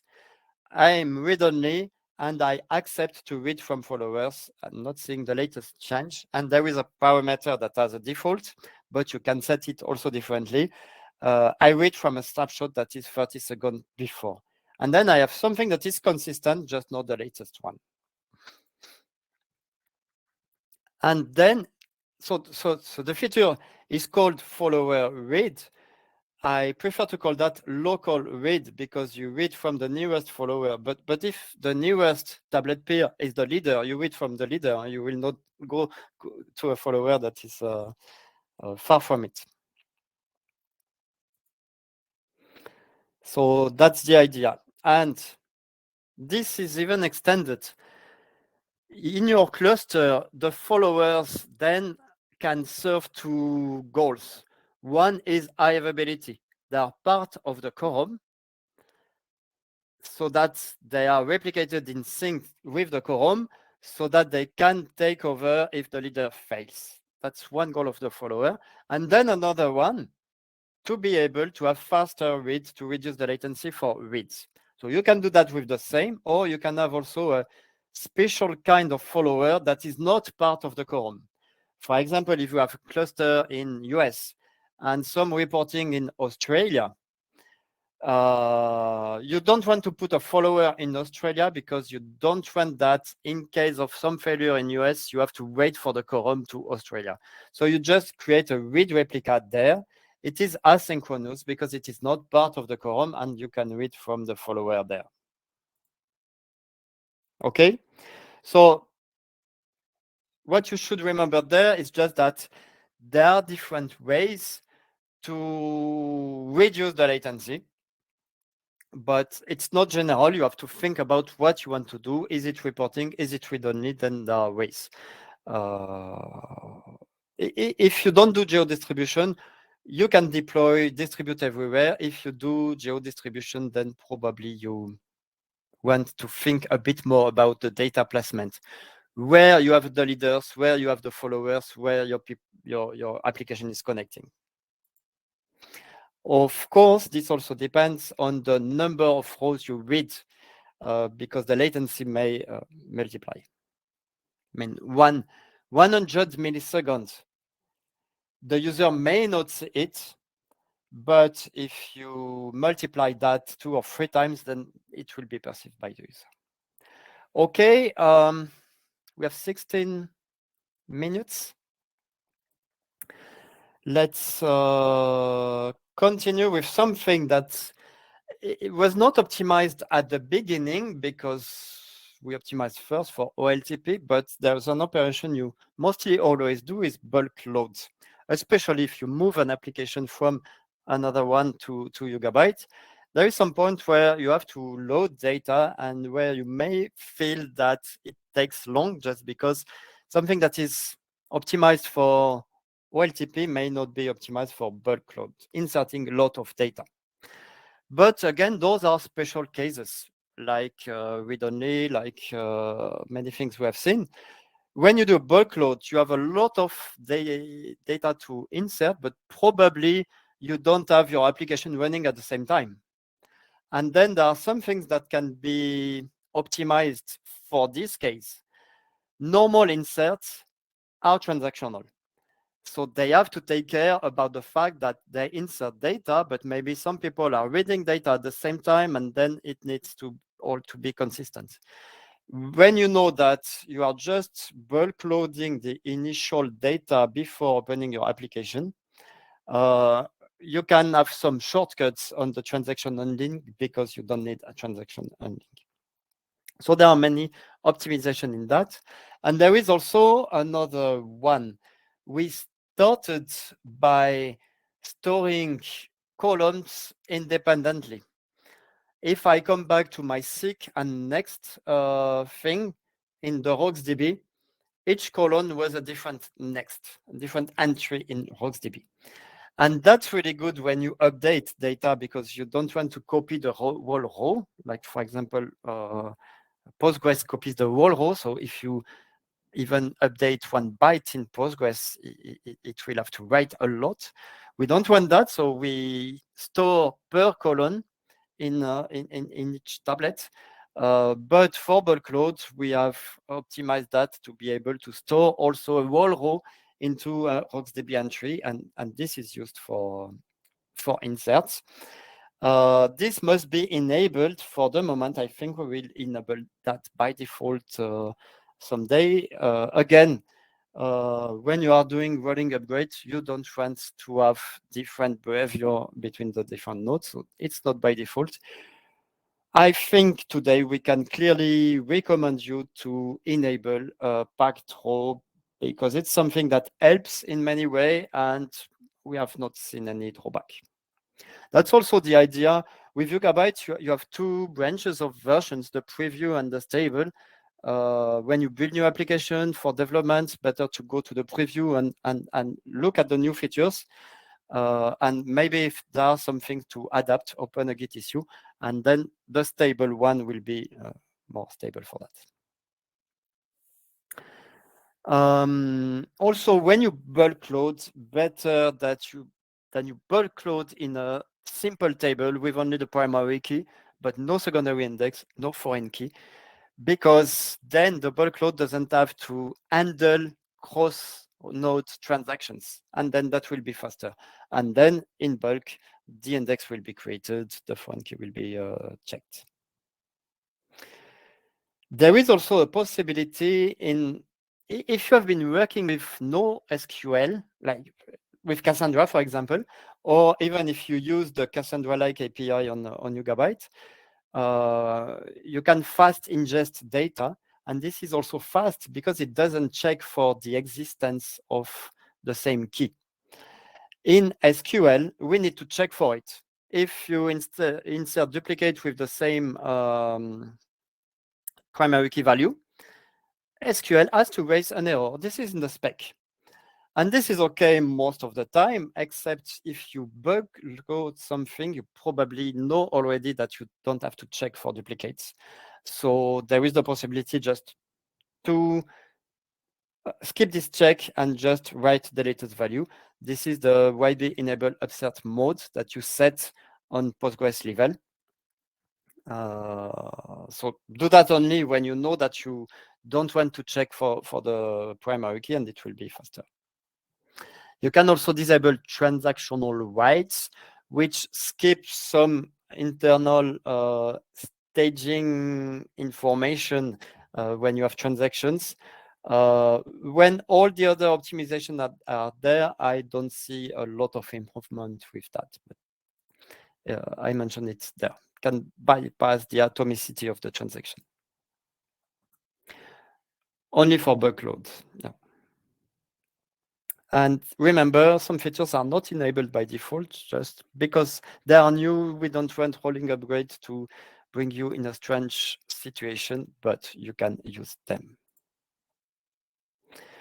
Okay, 11 minutes. I'm checking if there are questions because I'm not sure I will have a lot of time for questions. But anyway, maybe you want to check the slides, the recording later, and contact me or my colleagues on Slack. That's the best, the community Slack. But you have also all information to contact us. Now I would like to talk a bit about SQL tuning methodology because we have seen many tools. But in real life, you don't have just two tables, 14 rows. This is important to understand how it works. But in real life, for example, your plan, your execution plan may look like that. And remember, I said, good to understand the join method, the join order, see if you have filters. But that can be quite hard on a big execution plan. Hard doesn't mean impossible, just means that you need a method. You need to go quickly where there is maybe something to improve. And when you run a plan with explain analyze, you have time, you have number of rows, you have number of loops. And then looking about that can give you a clue about what is wrong. if in this big execution plan, I can see that in the middle, I am doing 100,000 loops because the first table I've written 100,000 rows, then you may think about maybe I didn't have the right index so that the query planner knows that it is selective and start with that. So how do you do that? First, if you want more detail, the next workshop by Fritz Ugland will go into more detail and also some tools where you can see a bit more about what is happening. So here, that's for troubleshooting performance. And if you are running and managing your database in production, you probably need those tools. If you are running Yugabyte as a managed service, the good news is that we do that for you with the same tools. And I have a bit broken the slide there, but that's not a problem. I can tell you what was there. Sometimes you need a short-term solution and a long-term solution. For example, using an int to force an execution plan is perfectly okay if it solves your problem for the production quickly, but the long-term solution is probably something else. Be sure to have the right indexes. That's a long-term solution. Have the right indexes for the workflows, for the order, for what you will, how you will query your data. Understand read and write latency and detect hotspots. And drill down to the root cause. Usually what you will observe is database is slow or my query is slow. Let's say database is slow. Then you will try to find more information from PG stat statement or for the list of long queries. You will find the query and then you will do an explain plan to get it. And I can show you an example of big execution plan. Well, I will not show you, but if you run that as is, a query on the dictionary, you will see that it takes long because it's not optimized for that. And the dictionary has a lot of information that may not be optimized. Usually, you don't need high performance on that. But just an example of a very big plan, because this simple view is a view on many tables. I've put there a few tools that you can use to display graphically an execution plan. So the plan I displayed before like this is quite hard to understand, even if it's possible. But there are some graphical tools. I've put them in an order where I like them. So those tools are simply coming from the Postgres community. That's the beauty of being Postgres compatible. There are many tools existing for Postgres. So this one shows you the execution plan with a focus on which part is long. This one is really nice. So plan execution visualizer. The nice thing here is that now this one is from Dalibo. You can see how many rows are returned by each node. So this is where you see that here, even without seeing the detail, and that's too small also for me. Here, even without seeing the detail, I know that probably I have a nested loop there. So many rows came there, and then many nested loop to this, nested loop to this, nested loop. Another one that is quite nice is the look at it. I don't remember exactly the order of them, but this one I really like it. I think it's the not the Dalibo, it's the explain Postgres. Not fully sure. This one, for example, can put you in red the many loops that you have for the same query. Instead of seeing all the number of rows, you see the number of loops. So the idea, play with them. You just copy paste the execution plan to it. So when you have an execution plan, just copy paste and see which one helps you it's better for you to read. And then you focus exactly on what is wrong, and maybe an index is missing somewhere, or statistics, or something else. Yeah, this is the one I like with the number of loops. But yeah, you have links, you can check them when. And yeah, something else to mention: if you have an urgent problem in production, you will not have the time there to look at the different tools that you have. So better look at the tools before, run some exercises as I did there, and find your tools, find your methodology before having to do that in a short time, because production is stuck. Of course, we have support, and also for open source, you can contact us on Slack, or we have a forum. Yeah. So those are the points to remember. I know there are a lot. I will not go again onto all of them. It's kind of summary.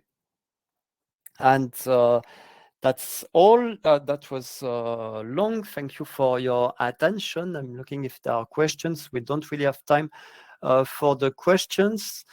Next, so in a few minutes, there is the keynote. I think it's my boss, the CTO, doing the keynote, and then you can continue the workshops if you like the workshop. There are also sessions, customer case, all that. But the workshop, you have Fritz Hoogland going deeper on troubleshooting what happens in the database. And then one from Dennis Magda on application geo-distribution. So with workshops, you can cover many usage. Adrian is asking, will the session recording be available? Yes, I think it will be available. If you don't have an email, do not hesitate to contact us. If for any reason there is no recording, but I think there is. If for any reason there is no recording, I will try to record that, especially if you ask for it. Okay, I think that's all. Yeah, those are the next